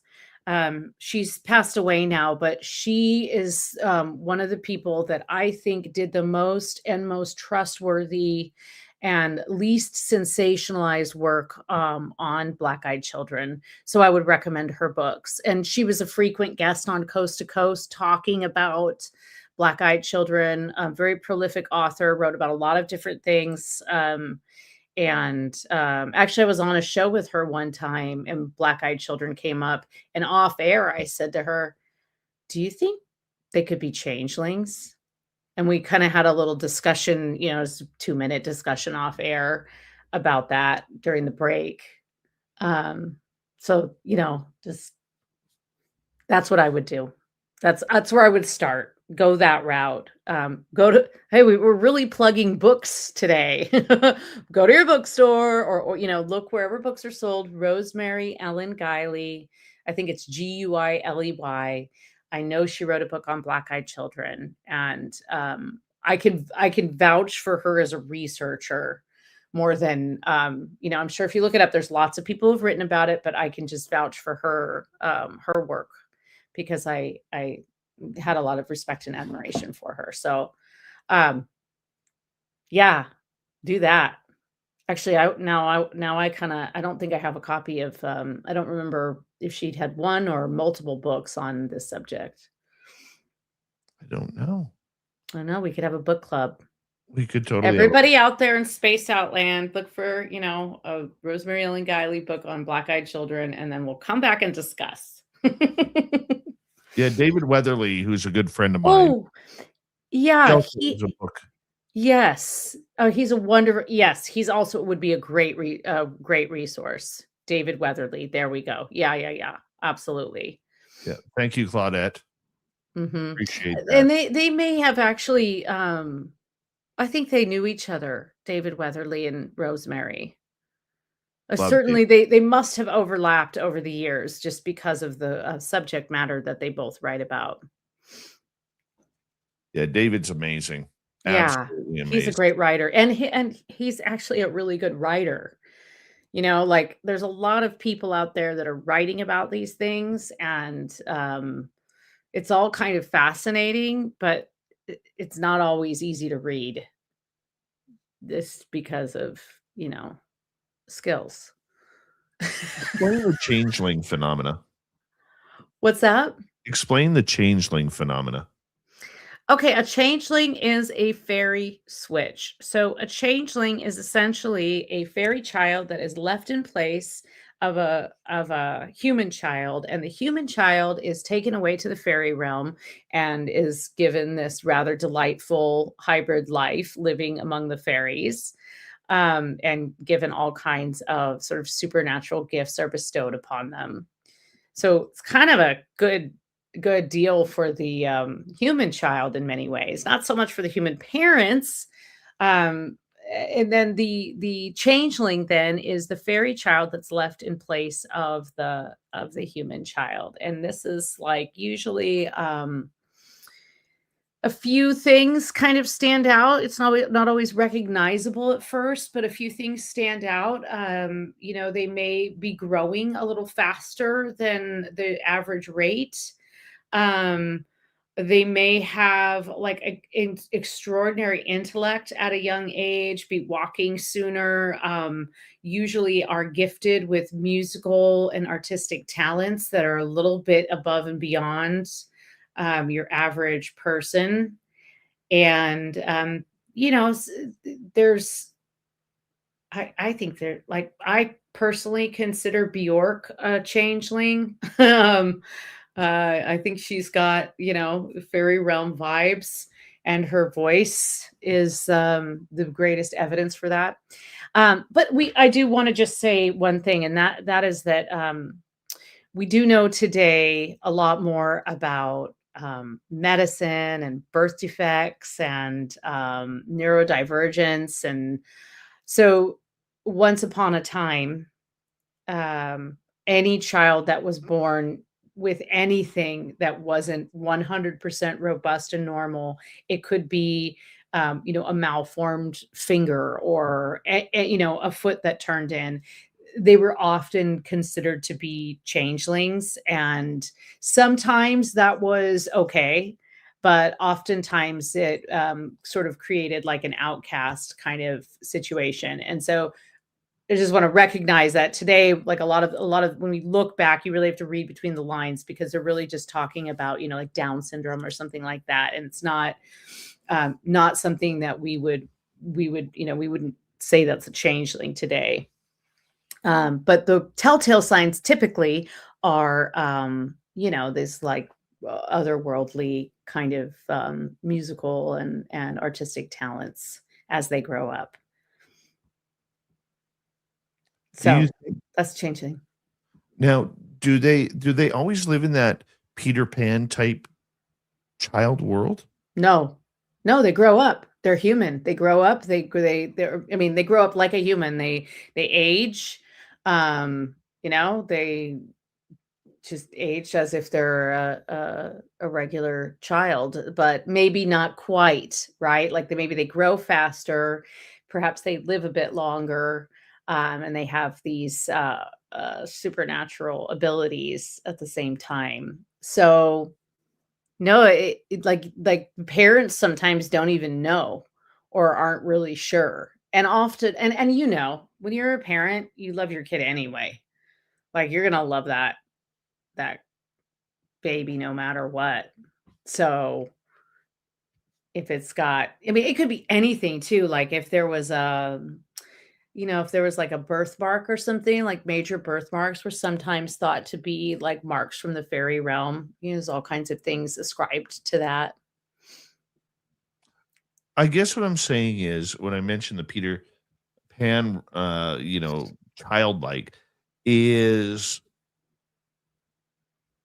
I don't see a lot of people or kids today really wanting to grow up. Yes, they're doing things faster. Okay. Kids are more technologically advanced. They're very promiscuous. They are very, curious about their being and their purpose and everything. And I've learned this from my two daughters. So, when I say promiscuous, I don't mean sexually. So, even though I'm sure that's probably going on, but as a dad, I don't really want to think about that, right? But we're promiscuous with our minds and our curiosity and we're not really, if I look at like my parents' generation or my grandparents' generation, it was all about you go through childhood, you work on the farm or you work somewhere, and then you hopefully don't have to go to war. And then you come back, you get married before you're 23. Okay, you get your family started, you grow your family. Everything is work, family, and food and sleep.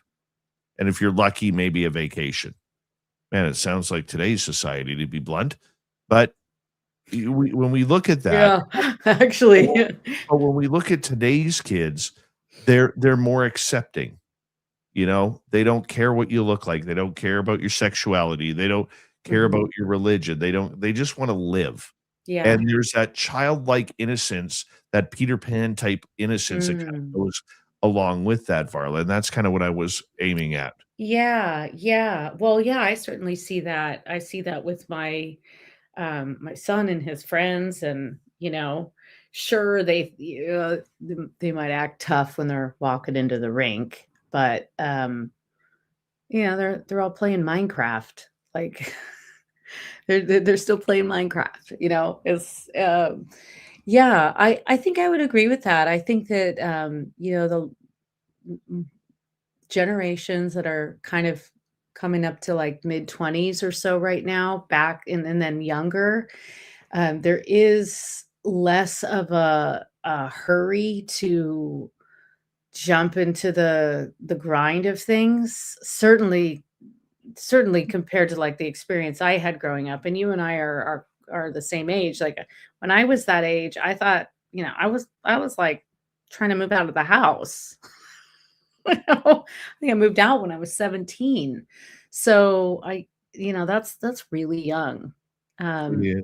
and I think that there's an extra, I know what you mean. I can't quite put my finger on it, but there's like an extra innocence there. And on that note, perfect timing for the end. VarlaVentura.net is her website. We love Varla. She'll be here next month.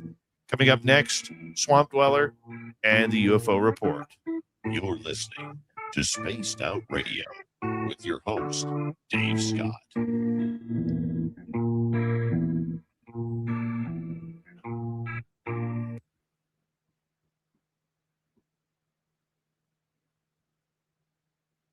Varley, you were amazing. You see this one hair? It's like sticking out sideways.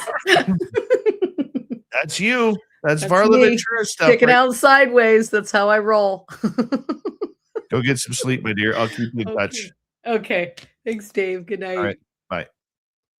Love Varla. All right. I'll take a quick break here. We'll be right back.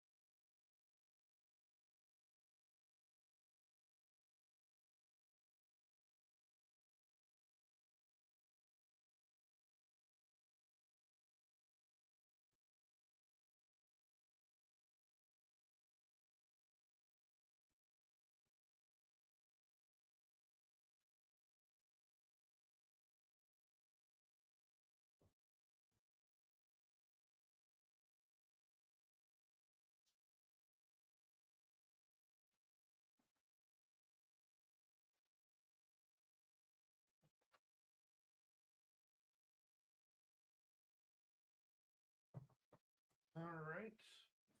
Let us get ready for Grantavius Minimus or Grantavius Couchimus. There he is, wearing his SOR shirt. Heck yeah. Gotta have the shirt on, bud.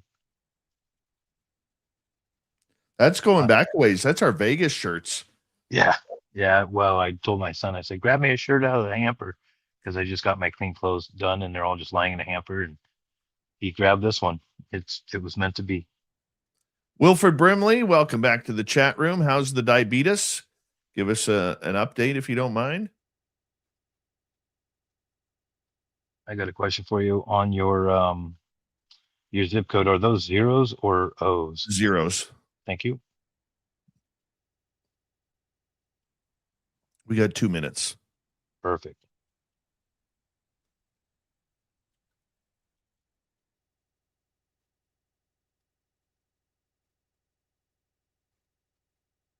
Yeah, I'm sending you something. All right. You don't have to send me anything.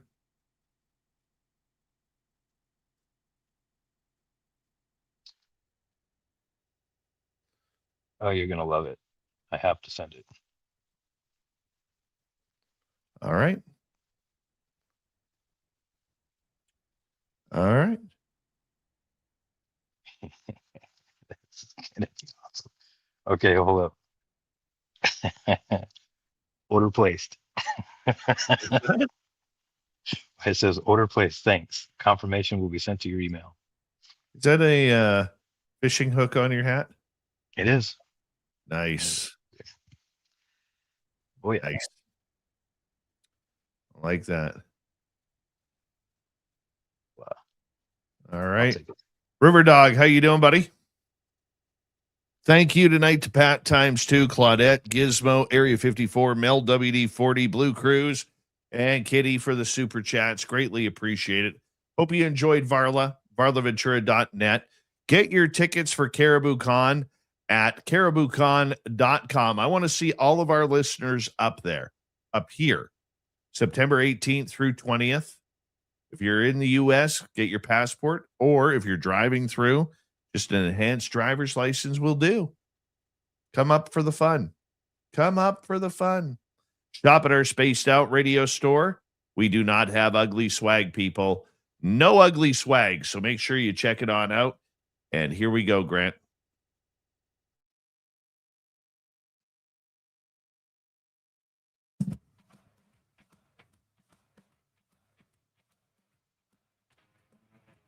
We are into the third and final hour of Spaced Out Radio tonight. My name is Dave Scott. We appreciate you tuning us on in wherever you are on this beautiful planet we call Earth. Hey, we want to say hello to all of you listening in on our terrestrial affiliates around North America, digitally on every major podcast network. Our website, spacedoutradio.com. We have a plethora of features for you. Rock out to Bumblefoot, read the news wire, check out our swag as well. Follow us on X at Spaced Out Radio, Instagram at Spaced Out Radio Show, and on Patreon in the Space Travelers Club. The Desert Clam has set the password for tonight in the SOR Space Travelers Club. Weeple. Weeple is your password. Use it wisely, Space Travelers, as the Clam sets the password each and every night right here on Spaced Out Radio. Let's head to the swamp. Hello and welcome to Spaced Out Radio's Swamp. I'm Swamp Dweller, and tonight I'm going to take you on a mystic journey of the unknown, sharing tales of monsters, legends, and nightmares. Welcome to the Spaced Out Radio Swamp. Let me start by giving a little background on myself and where I grew up. My name is Chris, and I live in a small town in north-central North Carolina. This first story takes place on the farm where I grew up, and I was around 14 at the time. The land we owned was about 30 acres of mostly trees. In what is pretty much the center of the property stands this old tree. The tree is not and has never been dead, but it would never grow any leaves and always looked dead. This particular day, I had come home from school. And as usual, my dad had not gotten home from work yet, as he often didn't until around 7, sometimes even later. So I had to entertain myself by finishing chores and eventually taking my dad's rifle, which is a simple .22 semi-auto, and walked the property. I hadn't the intention to actually hunt anything. The rifle was only for protection, even though a .22 isn't much, it did make me feel safer. Anyway, I walked all the way down to the end of the property and goofed around a little before I noticed the sun was going down. Knowing I needed to head back before the darkness set in, not because I could get lost because the path was very well beaten, so much you could probably drive a very large truck on it. But I wanted to get back because I wanted to be in the house before my dad got back. So on my way back, I took a hastened pace. I began to hear footsteps in the trees to my left. I paid it little mind, mostly because it was midsummer and the woods are full of critters, so I assumed it was a squirrel or something of the like. So I kept going. Keep in mind, my house is near the very front of the property, so it takes a long time to walk from the very back. As I kept going, I could hear the footsteps continue, but I noticed they were very loud and sounded very heavy. Now, these woods are very dense, but the trees are thin and spread out for about 50 or 60 yards, deep from the path, so you can see fairly well into the trees. I couldn't see anything that could have been making that much noise. Given how big the sound, you would think it would have been easy to spot, but there was nothing. I continued to walk, and of course, as I continued, I did see the steps in the trees. At this point, I had enough and decided to stop and face the trees in the direction of the steps, not realizing where I was, which was almost perfectly in line with the aforementioned tree.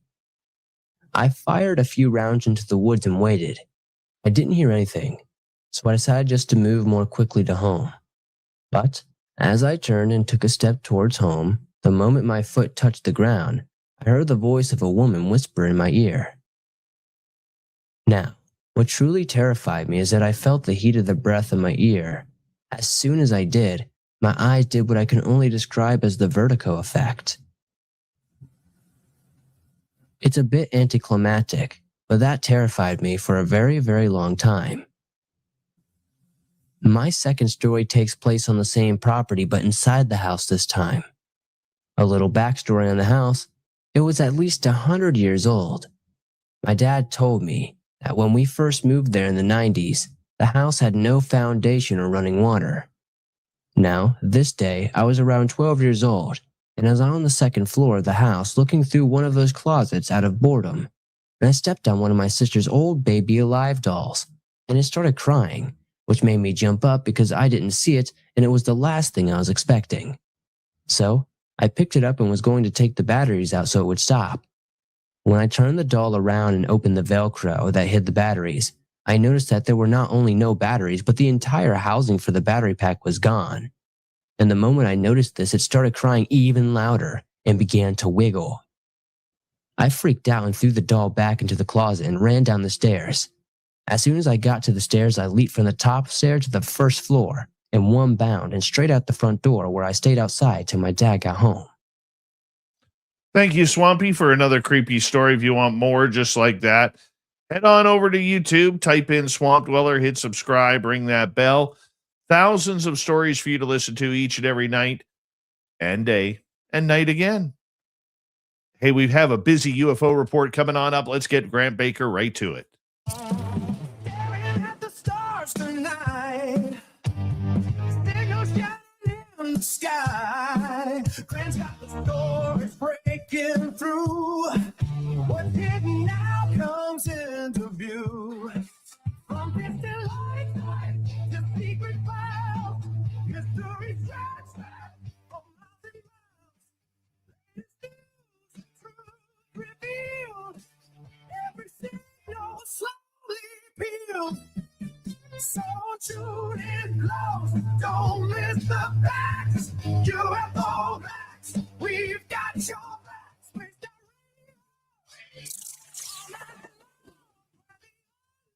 becomes a song. All right, big bad Grant Baker. It's always good to have you here, my man. How you doing? Doing pretty good, brother. It's good to be here. Yeah, it's been a while since we had you on because you kind of got preempted by a couple of days due to my travels to San Francisco at UFO Con.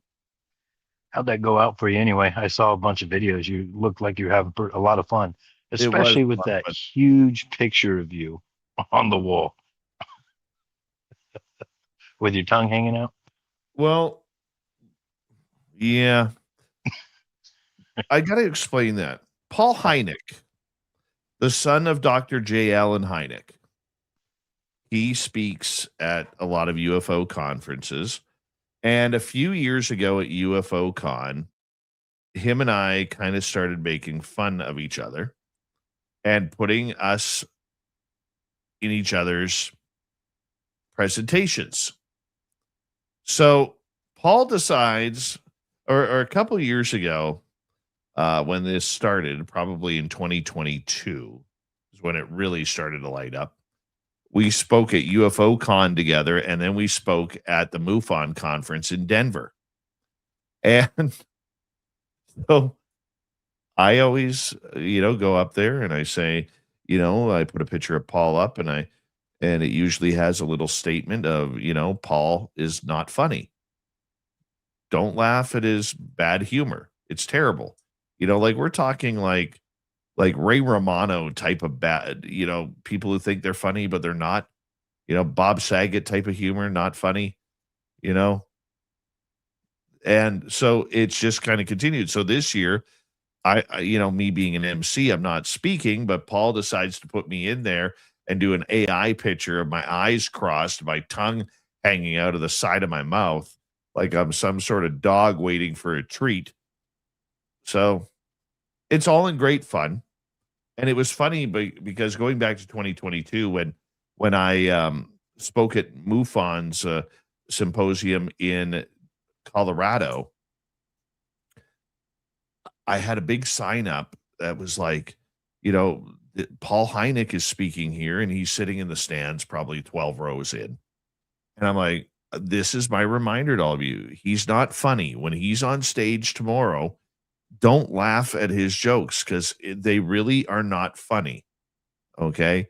And the next day, he just roasted me on stage, and people were coming up to both him and I separately.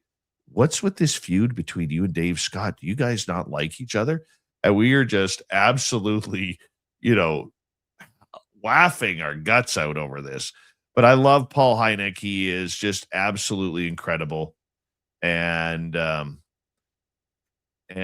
we'll leave it at that. I love it. It was great. And it looked like you guys were having a lot of fun out there. Yeah. It was great fun. I still got to post my pictures. I got a bunch of pictures with a bunch of great people. And so I got to post those yet on my Instagram at Dave Scott SOR, at Spaced Out Radio Show on Instagram. Both of those. And we'll figure it on out. Big news coming out of the UFO world today regarding legendary investigative journalist George Knapp.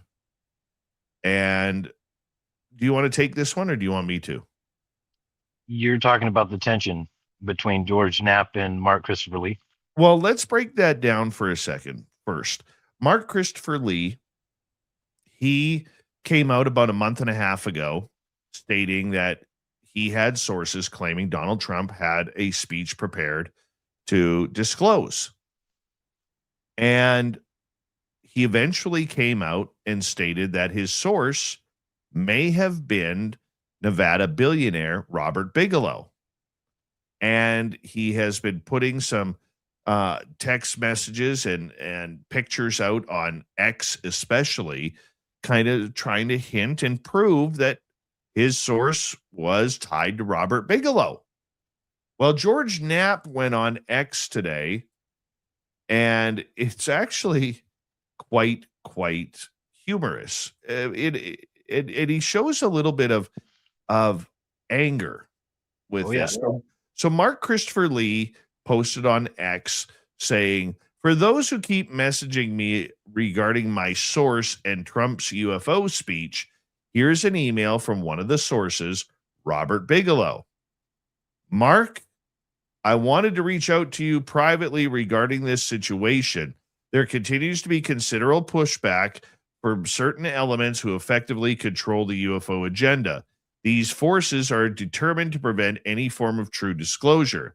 I've used what influence I possess to advocate for more meaningful transparency, but it has become clear that what will be released will amount to little more than superficial tidbits. Nothing of substance will address the true mystic nature of the phenomena.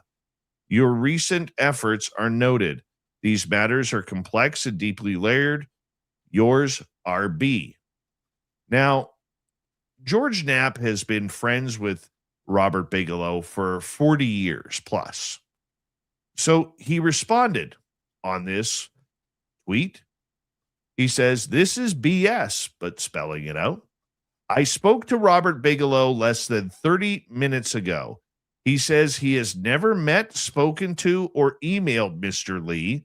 Anyone who knows Mr. B is aware he would never share private, sensitive info with some random UFO guy in a foreign country. It is not only false, but preposterous." Now, allegedly, these two met at a film festival where Mark Christopher Lee had a documentary that he did on consciousness and afterlife and the spiritual phenomena. And allegedly, Robert Bigelow took that in. And that's how they maybe have met. But is it George Knapp being as good as George Knapp is and intrepid as he is with his friendship with Robert Bigelow? Or is somebody covering something up? What's your thoughts, Grant? I've never thought about the cover up aspect of it, to be honest with you. I mean, when Knapp was going on and on about it, I mean, there's quite a few things that he had said in rebuttal to this. And you can totally tell Knapp was actually kind of backing Bigelow up on this particular matter, you know, and it just, there's so much circulating that's out there when it comes to how he responded. If Knapp knows something and he doesn't want it out yet, is he covering it up for his friend? Is he, or, I mean, the very last thing that he said, he had cautioned people, and it was his audience, about least sources. And he was suggesting they fall into a trap of circular reporting, and where a rumor is repeated until it's treated as fact. And that was one of his takeaways from it, leaving people with that in their heads. And I mean, honestly, it's, you could tell that to people, and then once you put that seed of doubt in their head, then you're effectively covering it up as well. So it could go both ways. Well, I think the reason why, and there's two ways this could go. And I know George Knapp sometimes listens to this show, and I'm a big fan of his. Oh, me too. Big fan.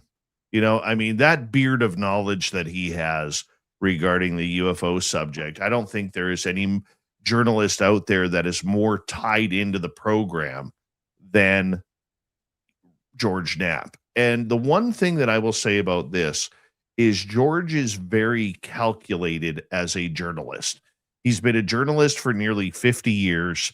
He is, you know, you don't see journalists today stay at one station for their entire television career, which George has, which he's won Emmy Awards, journalism awards. The guy is top notch. Okay. I know a lot of people feel that his reputation was tainted because of the bombastic Jeremy Corbell, you know, kind of those two. They're, you know, they're like Abbott and Costello at times, you know, but I think George Knapp is a very good calming effect for Jeremy, who is a loose cannon. And I mean that with all due respect to both gentlemen, because I do have that high respect and regard for both of them. But I would say this: George Knapp and Robert Bigelow just aren't professional and courteous to each other. They're friends. Mm-hmm. Okay.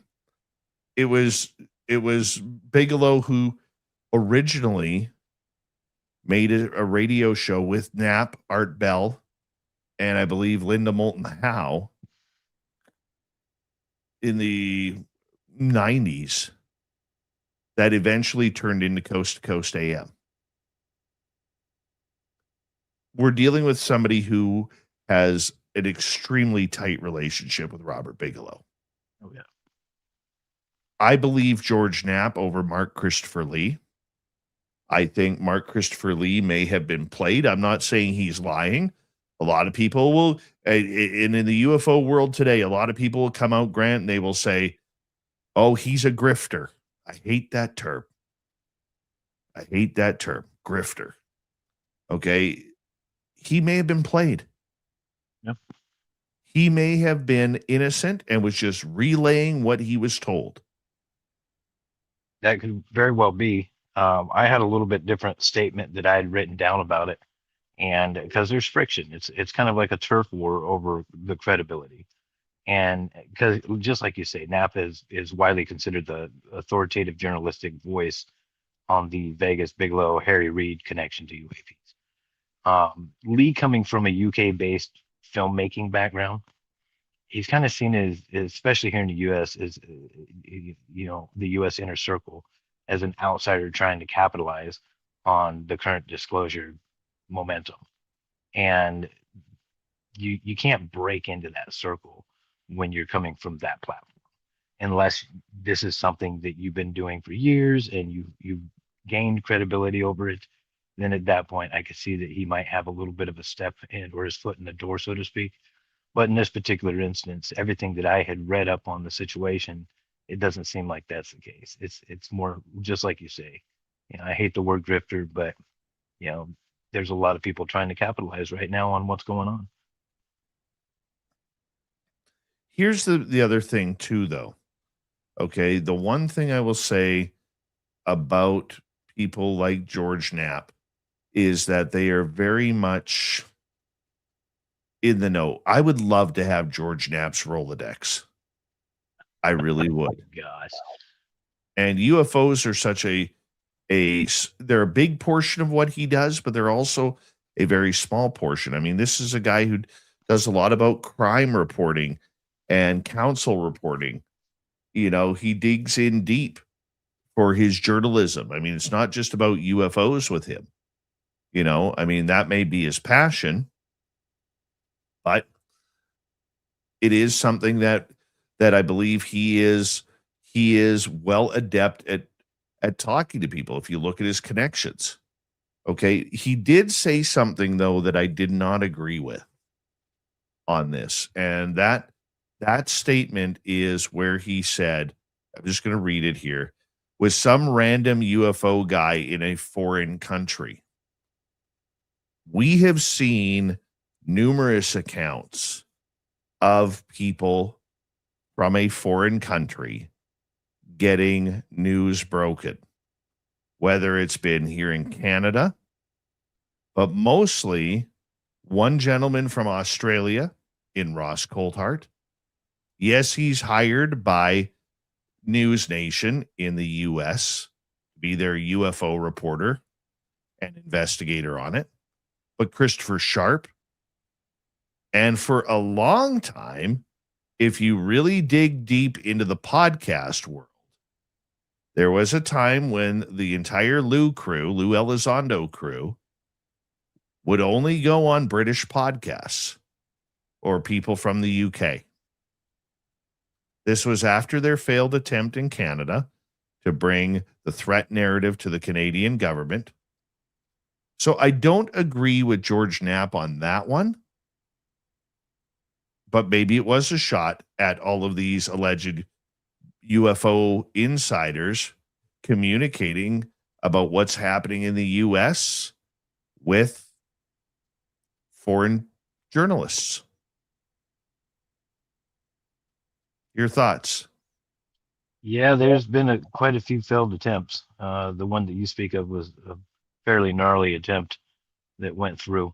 There was much more than Lou on that panel, if I remember correctly. That was quite a few years ago. And those hiccups are the ones that keep our momentum from going forward. And just like you say, this is a global phenomenon. This isn't something that just the United States or just Canada or Australia is experiencing. This is global. And if there's somebody out there, even if they're in a different country and they catch something amazing, by all means, get it out there. Get it out there. Let's keep this ball moving in the right direction. I agree with you. So we got about 30 seconds to go. Okay. But there is something to be said when, hey, good reporters will always find a way to get a story. And if we take, say, Christopher Sharp from the Liberation Times, who I consider a great journalist, okay, he is going to find a way to get a story. He's going to find a way to build the contacts, and he's going to get it. That works. That's working hard. That's doing your job as a journalist. However, when you see the lack of experienced journalists talking about this subject, that's where it's concerning. And then it makes you wonder why the news goes elsewhere. This is Spaced Out Radio. Your host, Dave Scott.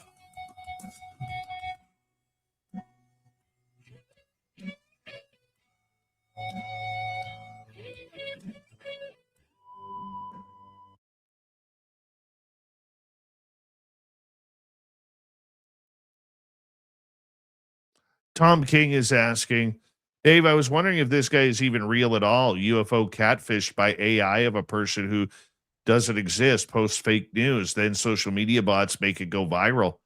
That's a good question, Tom, but I know Mark Christopher Lee is real because he's been on this show. So, but that is a good comment, though. I don't know. There's a lot to be said there.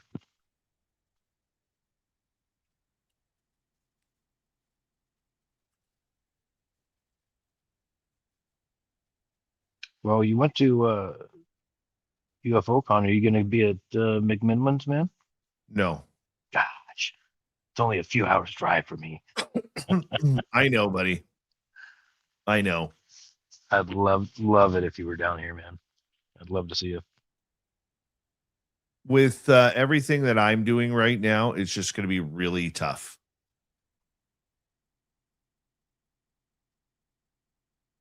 It's going to be really tough.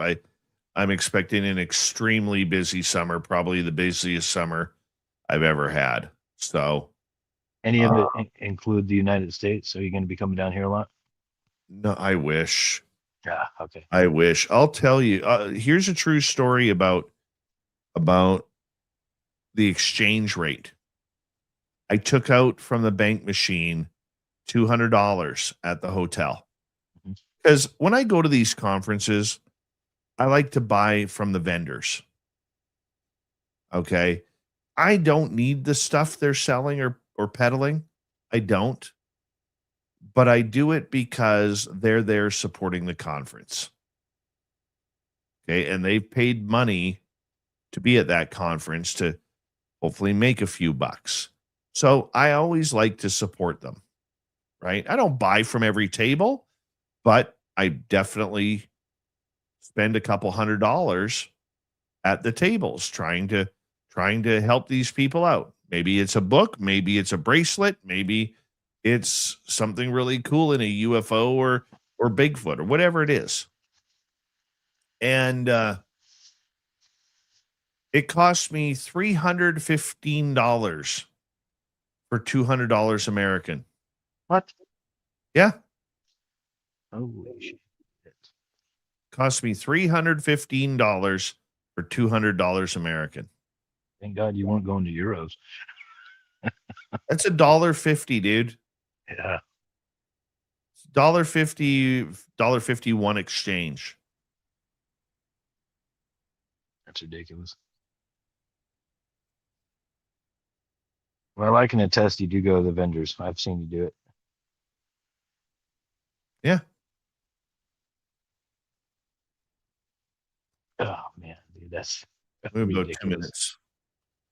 So, I mean, with an exchange rate like that, like I can't afford to go.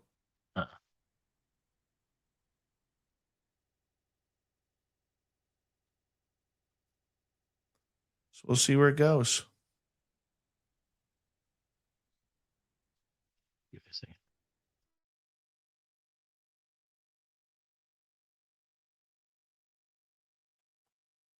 We got about $1.40. Grant, you're awfully quiet tonight. I'm sorry. I got my 7-year-old awake with me right now, and baby was fussing. Jen had to go to bed with him at 7:30, and so Donnie here is hanging out. He's watching old air-cooled VW buses, people doing camping in them. Nice. Yeah, I'm gonna get one.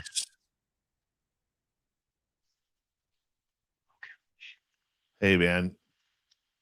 He's just enjoying hanging out with dad. Oh yeah. You know, hoping I'll turn the PS5 on after this. He's hoping that you're just gonna rip one right here and make him laugh. Oh, I do it all day long anyway. He doesn't laugh anymore. He rolls his eyes.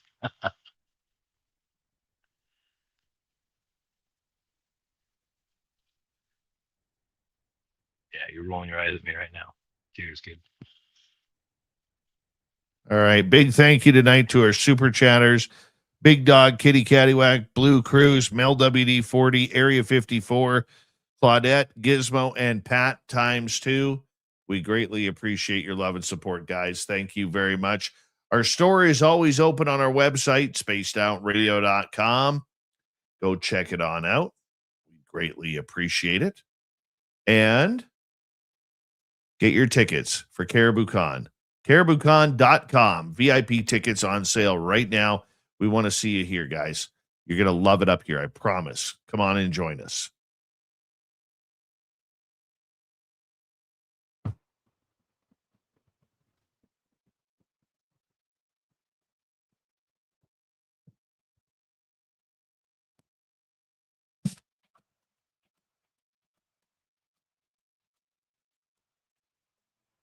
Final half hour, Spaced Out Radio. It's a UFO report. We bring in Grant Baker right now. Grant, how you doing, buddy? Good, my man. It's good seeing you. Good being here. Hello, everybody that's listening. All right. What else do you got for us tonight, Grant? Oh, my goodness. Well, besides, if we keep going down the thread of who we're talking about, I did want to bring back in. We talked about this last week, actually. And it's the situation of Major General William McCasland. Did you see the updates on that yet? I've seen some, and there's one that's actually a little bit shocking. So I don't know if you tell your story, then I'll fill in. All right. Yeah, no. So we're on day 27 of since he's been gone. And there was a timeline, everybody knows about the missing gear. Did you talk about the sweatshirt that they found? It was an Air Force sweatshirt about a mile and a quarter away from his home. There was no blood obviously found on it.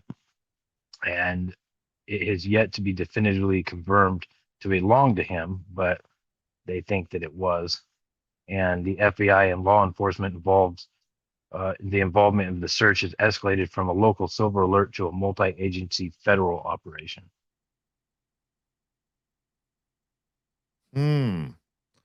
I don't know what this is or what's really going on.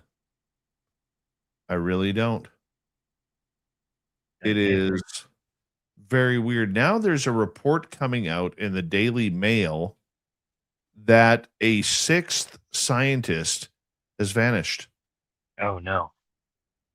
Yeah.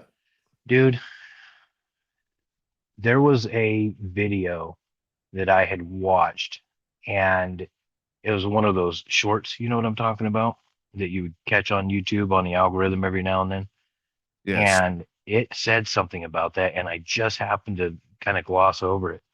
The fact that all of these scientists that have been in this department, in this field of UFOs, and have common knowledge of some of these craft and things that we would love to know about, are all of a sudden becoming missing. What in the world? This is no longer random. You're getting a rabbit trail of, footprints going down the sand here. Like people, we need to start taking this a little bit more seriously. I think we do need to take it more serious, because there is something happening. And look, if it was one or two, I mean, okay, if you take Neil McCasland and Monica Reza, okay, Reza was McCasland's assistant. They worked together. Okay. They were both read in on UFOs. They were both read in on other things, but then you start adding it up that there's been a couple more who've been found deceased, including one already in March. And when you add it all up and you put it all together, I never thought for a second, my friend, that this could be UFOs. When it was just McCasland and Reza, okay, yes, Reza went missing in California. McCasland's in New Mexico. But they were close enough where you would think that maybe, just maybe, there was something going on there. And then the other ones pop by, and to have six scientists now disappear within a year of each other, this is getting absolutely ridiculous. And considering that, according to Tim Burchett, all of them had been read in on the UFOs and testified, is there some group out there right now that is, taking a little bit of Manchurian Candidate justice. I don't know. It's weird. And people need to pay attention, like you said, Grant. When you start seeing the common denominator is UFOs. It is what the phenomena we're seeing all across the globe. And when you have scientists that are read into this, and those specific scientists are hitting media saying, hey, or people are looking it up finally and finding out that these people are missing all within the last 12 months, or give or take, at that point, the red flags are starting to raise fairly quickly. So who's next? Do we have to find another person that was read in and warn them, or do they already know? And is that the reason why, the general himself decided, I'm just going to walk. I don't want to be disappeared and have some place that he's hiding, or, it could be anything. This is a topic that we need to start kind of digging into. In fact, I'm going to go ahead and do a check mark on that and send a recommendation to myself to start digging into this a little more for us. Yeah, I don't know, dude. I really don't know. What else you got for us, my friend? Oh my. So I was just talking to you in the break just for a second about McMenamins. So McMenamins it's the UFO festival, often called UFO Fest for anybody out there. It's in McMinnville, Oregon. I love McMinnville's McMenamins. I actually have pictures that I just went there last summer. George Knapp and Jeremy Corbell are going to be there. It's basically a major disclosure event for 2026. It's on May 14th to the 17th. So if anybody wants to go around and check it out, Jeremy Corbell has talked extensively from the last year's McMenamins. They gave him a golf cart. He said they shouldn't have done that. But George Knapp and Jeremy Corbell will be there. There has been talk that I know that you've said something about it as well, and it's the undisclosed whistleblower presentation that they're going to be having there. And I'd like to kind of focus a little bit on that because there might be a few people that it could be. A lot of attention was pointed at the Immaculate Constellation Brown. I'm sorry, Michael. What's his name? Matthew Brown. Caliber. And Matthew Brown, the witness. There we go. Yep. And so Corbell and Knapp, they have a connection. Obviously, everybody knows. But there was a link that followed him from their podcast Weaponized, where everybody thinks that Matthew Brown is the whistleblower that's going to be coming in there, but I don't think it is. They just did another show with him anyway, and I think this is going to be somebody new. And there was actually a correlation to McCaslin's connection because of his recent disappearance. Some believe the festival presentation was originally intended to involve him, which is super interesting that he disappeared right before this. And I hadn't mentioned that to you, but I wanted to kind of put that little tie in there. There was, let's see, given, I forgot, my notes are messed up a little bit here, but given Knapp's recent public going after Arrow leadership, rumors suggest that whistleblower is actually a current or very recently departed member of the Pentagon's UAP office who is ready to provide, censorfused, obviously, data that the government has refused to declassify, which would be amazing. I think, whoever this whistleblower is, whether it's somebody new or whether it is Matthew Brown, who's recently gone public, I think when we have these people starting to speak out, it's a good thing. But the problem that I have with the whistleblowers is, are they experiencers that we are giving them the title of whistleblower, or do they have deep rooted knowledge of what's going on? Like, I'm sorry. I feel for Dylan Borland, okay, that he lost his job. He lost his clearance. He can't find another job. His pension is going to be, broke here soon or whatever, because, he did the right thing. He reported his report to Arrow the way he was supposed to, which was when he was in the Air Force, he went outside for a cigarette during one of his breaks, looked up and there was a triangle there. Okay. I get that. I totally get that. But that's not a whistleblower. That's an experiencer who reported his sighting. Yep. Maybe I'm being a little too harsh on it, but I don't think I am. Right? It's like when you have people in our field, take away the whistleblowers for a second. Anybody who has had multiple experiences is an experiencer. When you have somebody who has had one sighting, you've been a witness to something. You're not an experiencer. I agree with that. Okay. Now, I'm not trying to be a jerk here or to put people down that if they saw a UFO and alien land and aliens come out. Okay. That's an incredible eyewitness testimony. It's a great vision of what they actually saw and experienced, but it doesn't mean that they're an experiencer of the phenomena. Okay. People say it's semantics. I look at it and I think I'm just trying to push a proper narrative. So when I hear these podcasters or these people in government say, hey, I saw a UFO fly by, I couldn't explain it, I'm an experiencer, or I'm a whistleblower. No, you're not. No, you're not. Sorry. Sorry to be the bad guy in this, to be the Johnny Cash in all of this, wearing black, right? But let's get to the truth here. So the question is, with these whistleblowers, what are they bringing? What are they bringing to the table? We all want a whistleblower that actually has proof. If we could find somebody that didn't just say, hey, this is what I seen on an office desk in the Central Intelligence Agency or whatever, and that's all fine and dandy. But if that guy had the nerve to just grab that file and be like, yeah, I'm going home now, and run with it, I mean, that's almost what we need.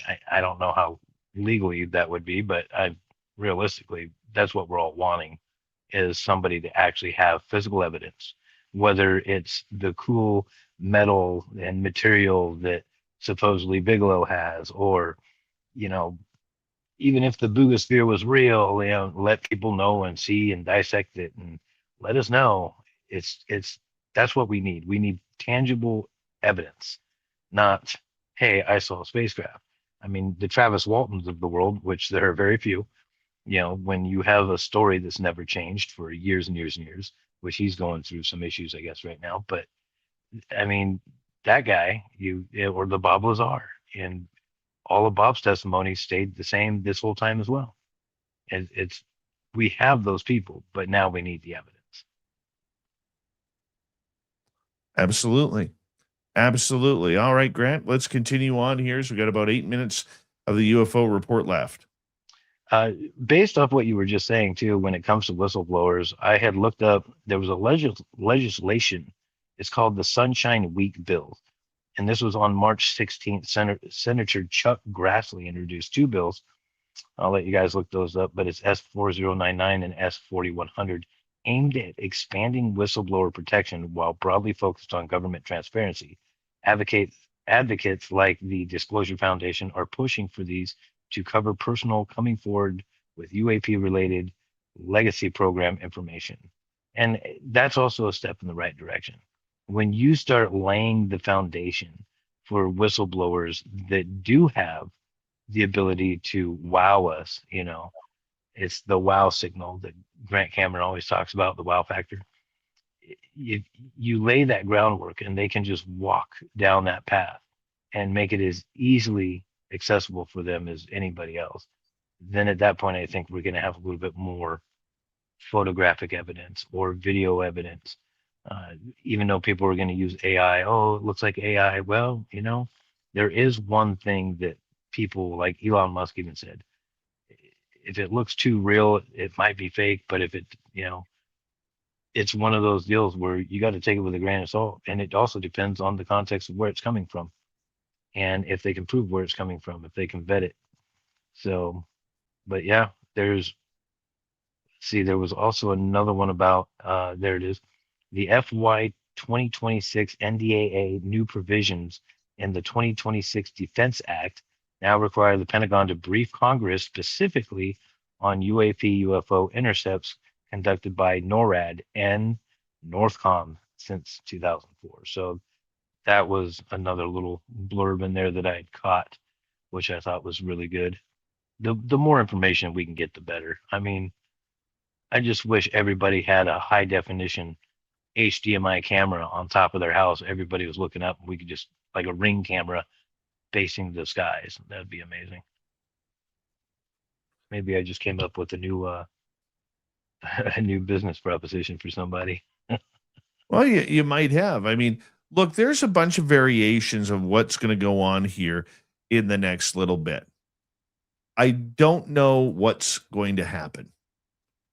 I wish I had answers as to what was coming next, but nobody seems to be able to figure that portion out. Okay? And is it riding on what the government says? I don't know. I don't know if it is. For experiencers, it's not. We've already had our disclosure. We already know what's going on. But for the rest of us that are hanging out, Grant, we need to be able to grasp onto the news of what is going to lead us down this path.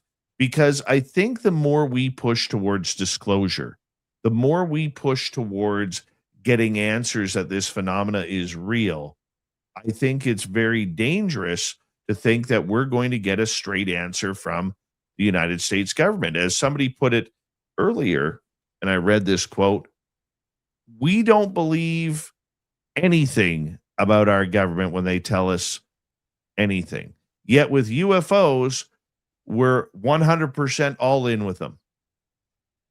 Does that make any sense? No.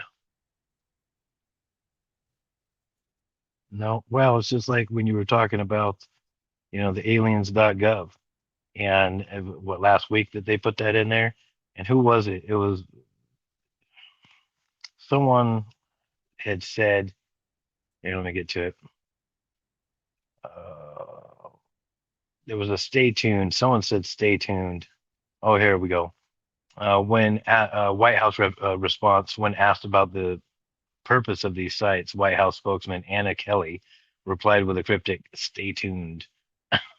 I saw that. What do you make of that? It's so cryptic. It's like, really? We don't believe that they've ever told the truth. I mean, we have such an undying philosophy that the United States government just does not tell the truth, that if they ever did, we wouldn't believe them. But it is what it is. Problem. Yeah. That's the problem right there, is we don't know. Exactly it. Right? We don't know. And that stay tuned, does that mean that they are going to move all of the alien files over to aliens.gov or alien.gov? Are these just cryptic websites that mean nothing?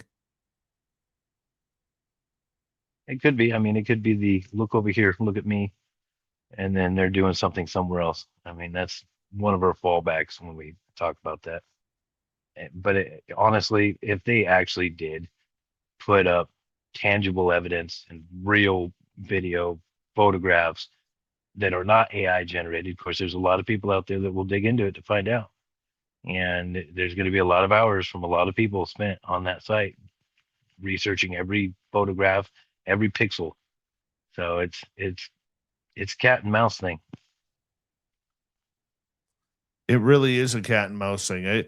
I don't think that the public really understands what that means. Ed Till who's a former guest here. He's a radio host all over the United States. He's a comedian as well. I was talking with him today on WPHT in Philadelphia before the show, and he asked me an important question. I'm going to ask you this as we got about 2 minutes left. What is the golden day of ufology? Is it Roswell? Is it the 2004 Nimitz incident now? What is it anymore? The golden age. I couldn't say a day anymore. I just can't. I can't think of one day. There's so many. You know, the aerial school, or what's that one crash in the forest? Forgot the name of the forest Rendlesham? now. Rendlesham. What is it? I mean, the most hyped up one is obviously Roswell, and the people that know about Roswell still don't even realize that there was two craft there, not one, and that were reported. So it's, I don't know what it is anymore. Maybe if an alien lands in your backyard, Dave, and you catch it and you're shaking hands with the guy and your wife's holding the camera, that might be the golden age or the golden day. I don't know if that'll be the golden ticket, because if I get video of that, I don't know if I'm releasing it. Well, tell me about it if you don't. Either way. Oh, I'll tell you about it. I'll tell you about it. You know, I know that sounds sad to Dave. You're a journalist. You should be releasing that stuff. I don't want to be the next Bob Gimlin or Roger Patterson. That's what it comes down to. I don't want to be that guy. That's funny. Well, I do have to say congratulations to Delaware. Not in the Pacific Northwest. Delaware currently holds the #1 spot per capita for sightings and UFO reporting as of March 23rd. Congratulations to you guys. Followed by Washington and New York. So it's not the West Coast anymore. And on that note, Grant Baker, thank you for another great UFO report. You're the best, buddy. As we say goodnight to Grant, and hello to Mr. Ron Bumblefoot Thal. Rocket in the background with Little Brother is watching. Bumblefoot is the official music of Spaced Out Radio, rocking us in and out of every single show. Get your horns up for the guitar, God himself.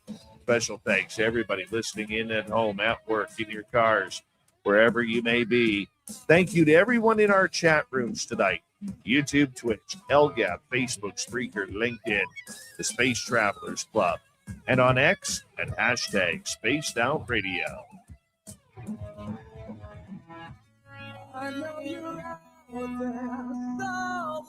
Remember, this show is copyrighted by Spaced Out Radio and Bigfoot Broadcasting Limited. Thank you so much for choosing to share your evening with us. Because together, my friends, We're watching. we own the night.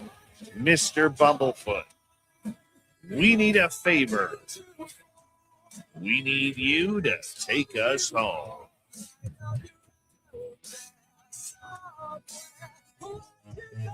Yes, the Woo Train has docked for the night, but soon, my friends, we shall ride again.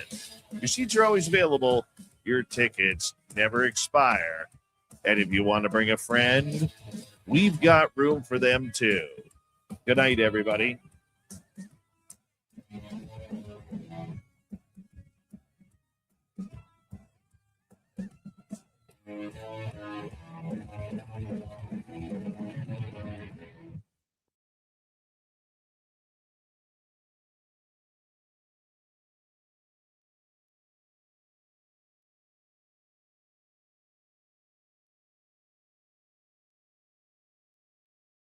One second, Grant. No problem, bud. I was just making sure we were clear. Yep.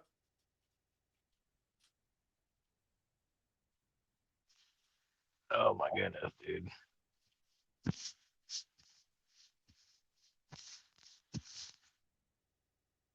I'm so tired. I can't remember what Varla and I talked about. Black-eyed kids. Yep. We talked about. I wanted to talk about the shimmering beans, damn it. I never get on there fast enough to put that question in caps. That's because you're shimmering. I've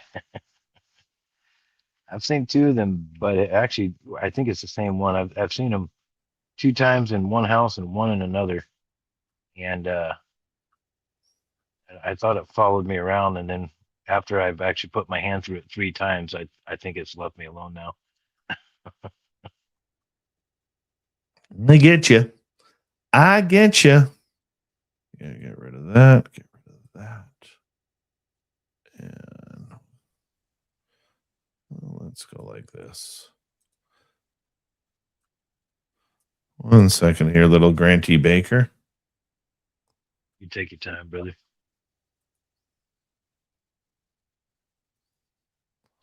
Oh, let's go like that. All right, hold on. Go like that. Go like that. That is the biggest bucket of animal crackers I've ever seen, dude. Are you eating those right now? You know what I got You have upstairs your mouth. for me? I got a drumstick. Oh, Yeah.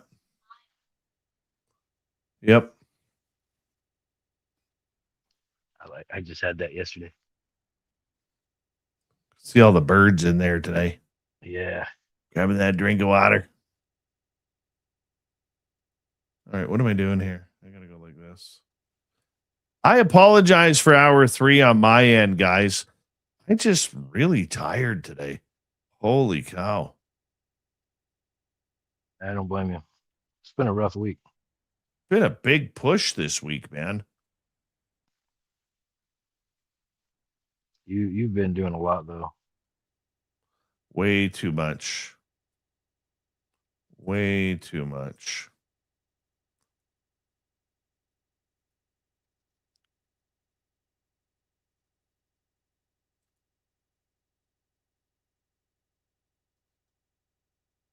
There we go. There we go.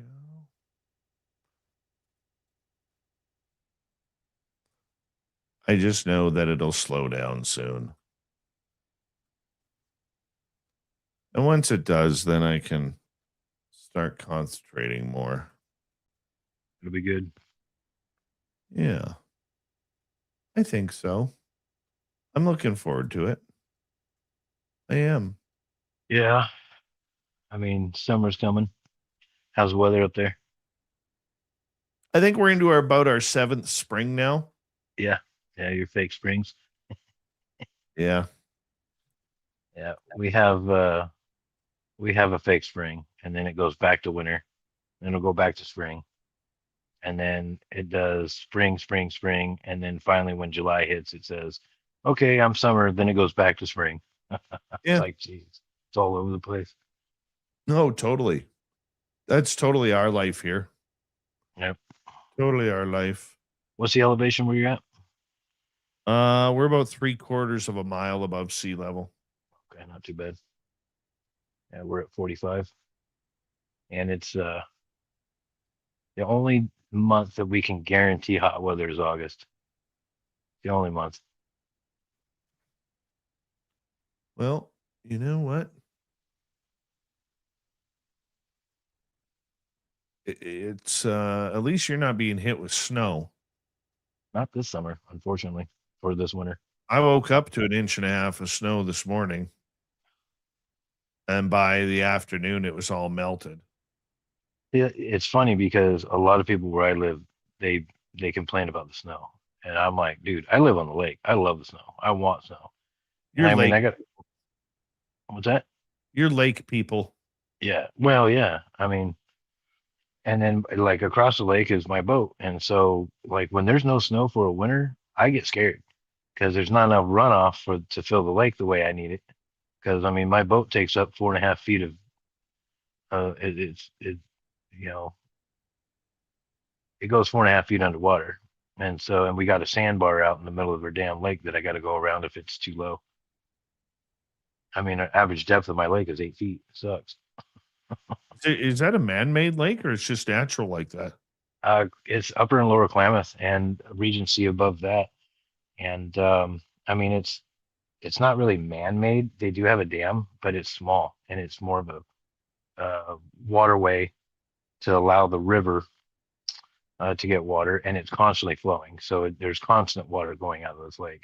It is, and then of course all the farmers, and in the late summer months is when they really start opening up the canals, and I can watch the lake. Literally, you can see the wetness on the rocks dropping, and you'll have like a 2-inch wet mark. And as big as this lake is, that's a lot of water. I mean, they're just letting it rip out of here. And by August, nobody's sailing. We can't even put our boats in the water because you'll hit the bottom. I mean, it's a huge lake, but literally, it's the most shallow lake you'll ever see. It's wild. And certain times of the year, you could walk across it. You know, you're one of them funny boat people. Probably has a part of a yacht club or something like that.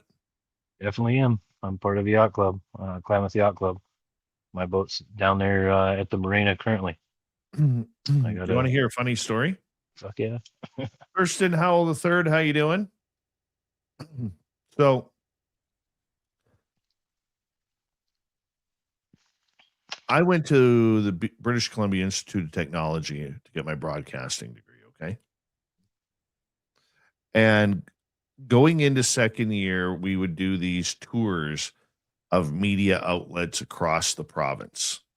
And on this particular tour, we had to go into the Okanagan and go to Kelowna. And while the class was at,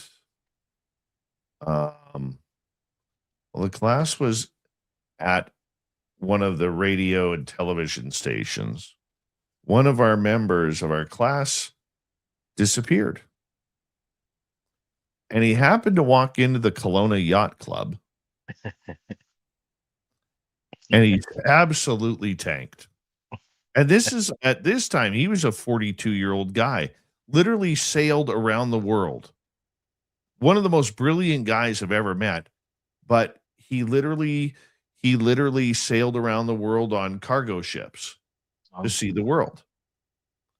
And his name is Rob. I lost touch with him a long time ago, but Rob was chatting with this lady, and her very stuffy husband came up and saw Rob, who literally looked like Super Mario without a hat on.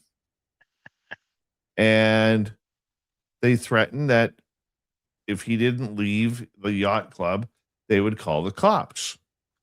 So all of a sudden, Rob says, all right, I'll leave. Not a big deal. He goes, but answer me this. He goes, I've sailed all around the world on cargo ships, cruise ships, been to however many countries he's been to. He goes, I want you to explain one thing to me before I leave. Guy goes, what's that? How in the fuck can you have a yacht club when there's no salt water around? You can't have a yacht club if there's no salt water. So he starts laying on this, and they eventually throw him outside the bar, right? They throw him outside the bar.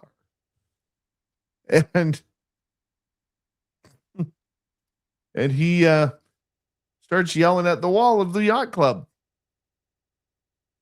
So the RCMP came, arrested him, threw him in the drunk tank for the night for a few hours until one of our head instructors had to bail him out.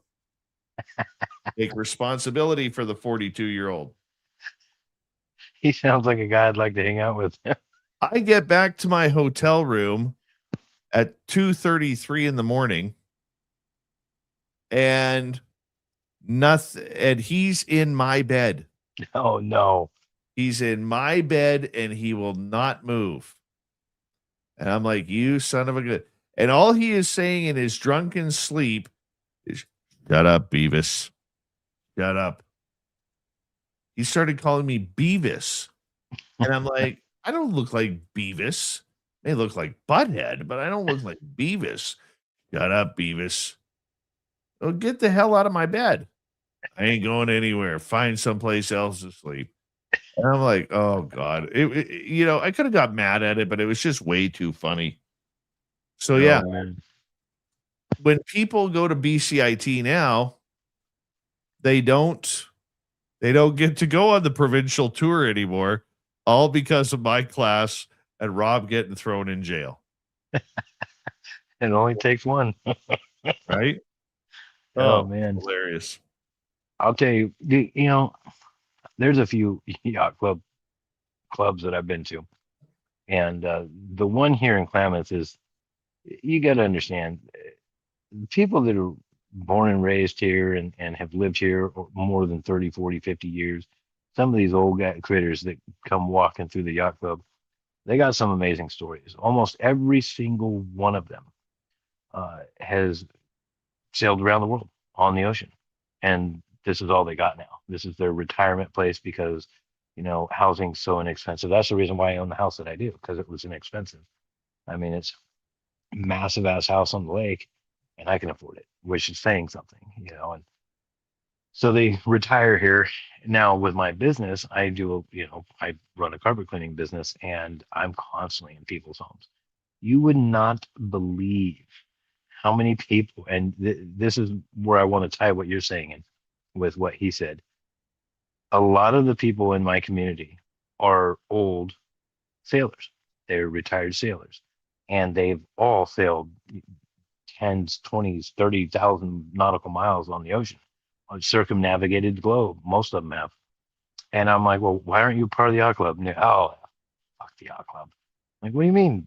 They're great. And they're just a bunch of, they couldn't even navigate their way across a bathtub, let alone an ocean. Let me ask you this: being part of a yacht club, how many ascots do you have? Oh God. Oh my God. And when you walk into the yacht club wearing your ascot and maybe a tunic, okay, do you have to have an underbite and say the word yes, yes, quite often? Yes, I do. You have to do that? No, most of them, you would actually love it if you went with us. If you're ever down here, I'll take you make sure you're here on a Friday, and I'll take you to dinner there. And it is the most interesting thing. Yes, we have the hats and all that, and I've worn it on the show actually previously until my dog ate it. But most of them are just there for the drinking, and they have funny stories. It's a bunch of people that are older than I am, and in their 70s usually, and they have a lot of great stories, and they get more flamboyant the more drunk they get. And if you actually buy them a drink, that's all you need. If you go to the yacht club and you just buy one sailor a drink, you're in. They do sundowners all day long. And so for anybody that's in the sailing lingo, a sundowner is, watching the sun go down as you're drinking. And they do that on Wednesdays and Fridays without fail. We're trying to get more younger people involved in it. That's, you obviously know my grand plan, and I got 3 years still to do it. And then I'll even be doing the show with you on a yacht out in the middle of the Bahamas. So, with your underbite going, yes. Look at my ascot. Yes. Thurston Howell the third, how you doing, buddy?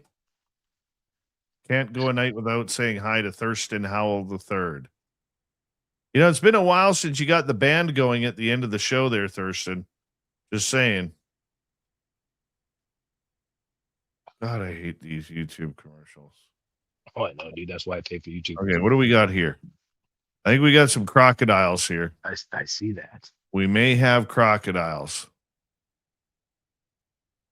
Oh, got nothing. That's just grass. That one on the right is it? Oh, maybe not. I think that's just moving grass. Yeah.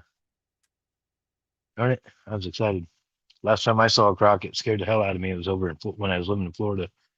And all of a sudden, there was these yellow and white trucks with these weird boxes on the back of them. Guys come running out and put this, warning tape around these trees. And we stopped and we're like, what the hell's going on here? Well, there's this literally like a 16-foot alligator, like 30 feet away. And my family's standing there. And these guys go rushing in and they got these sticks with strings on them, big thick line or whatever, and trying to get this crocodile out of this area. And I'm like, holy shit. I guess they can run pretty fast. I never got to experience that, thank goodness, but I did have to take a whole bunch of turtles out of the road. That's Florida for you. Is that a hyena? You know what? This is my favorite. This is my favorite part. Is this an old video at Rosie's Pan here? But if you look right, where is it here? On this tree right here. They had like a boa constrictor or one of them python or something lying on that log. And while I'm watching it live, I actually saw it strike a bird. See, look at the hippo in there. Yeah, I'm good, dude. That hippo's mean as not. All the buffalo are around and the hippo's shitting in the water. Yep. And they're all drinking it. Yep.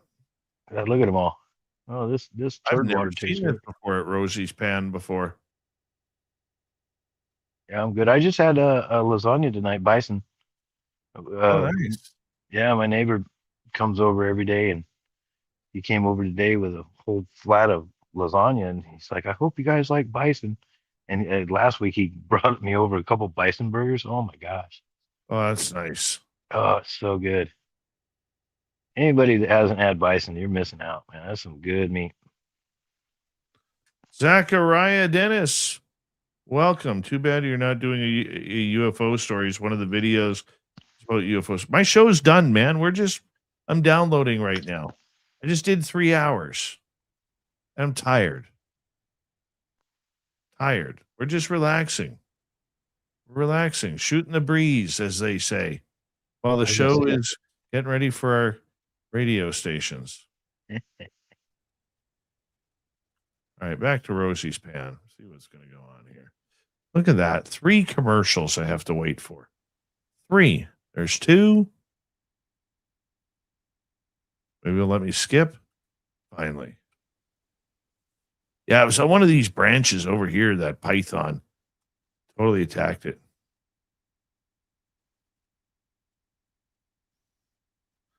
That's where the elephants walked up. I wish they weren't so zoomed in. Bad camera work at Rosie's Pan tonight. Terrible camera. Oh, there's my favorite. There's the oryx right there. There's the oryx. Gotta zoom in. Dude, those things are cool. Those antlers are about 3 feet long, man. Oh yeah.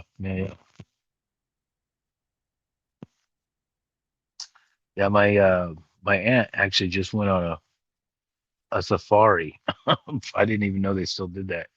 And she saw these things. Mm-hmm. All right. To the rest of you, we're going to say goodnight tonight.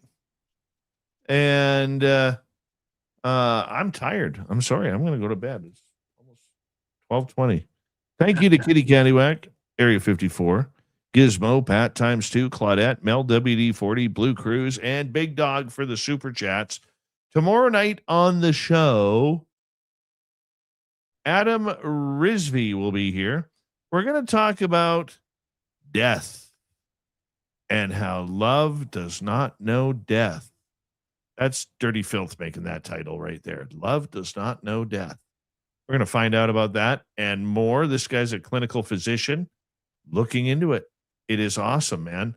Absolutely awesome. If you haven't already, please give us a thumbs up. We try and hit at least 100 thumbs a night, so that way we can get our algorithms going. And for the rest of you, download our podcasts on every major podcast network or wherever you feel like it. That way we have a little bit more room to grow. I'm sorry, guys. I'm fading. We will see you tomorrow night, 9 p.m. Pacific, midnight Eastern. Good night, Grant Tavius. Night, brother. See you tomorrow.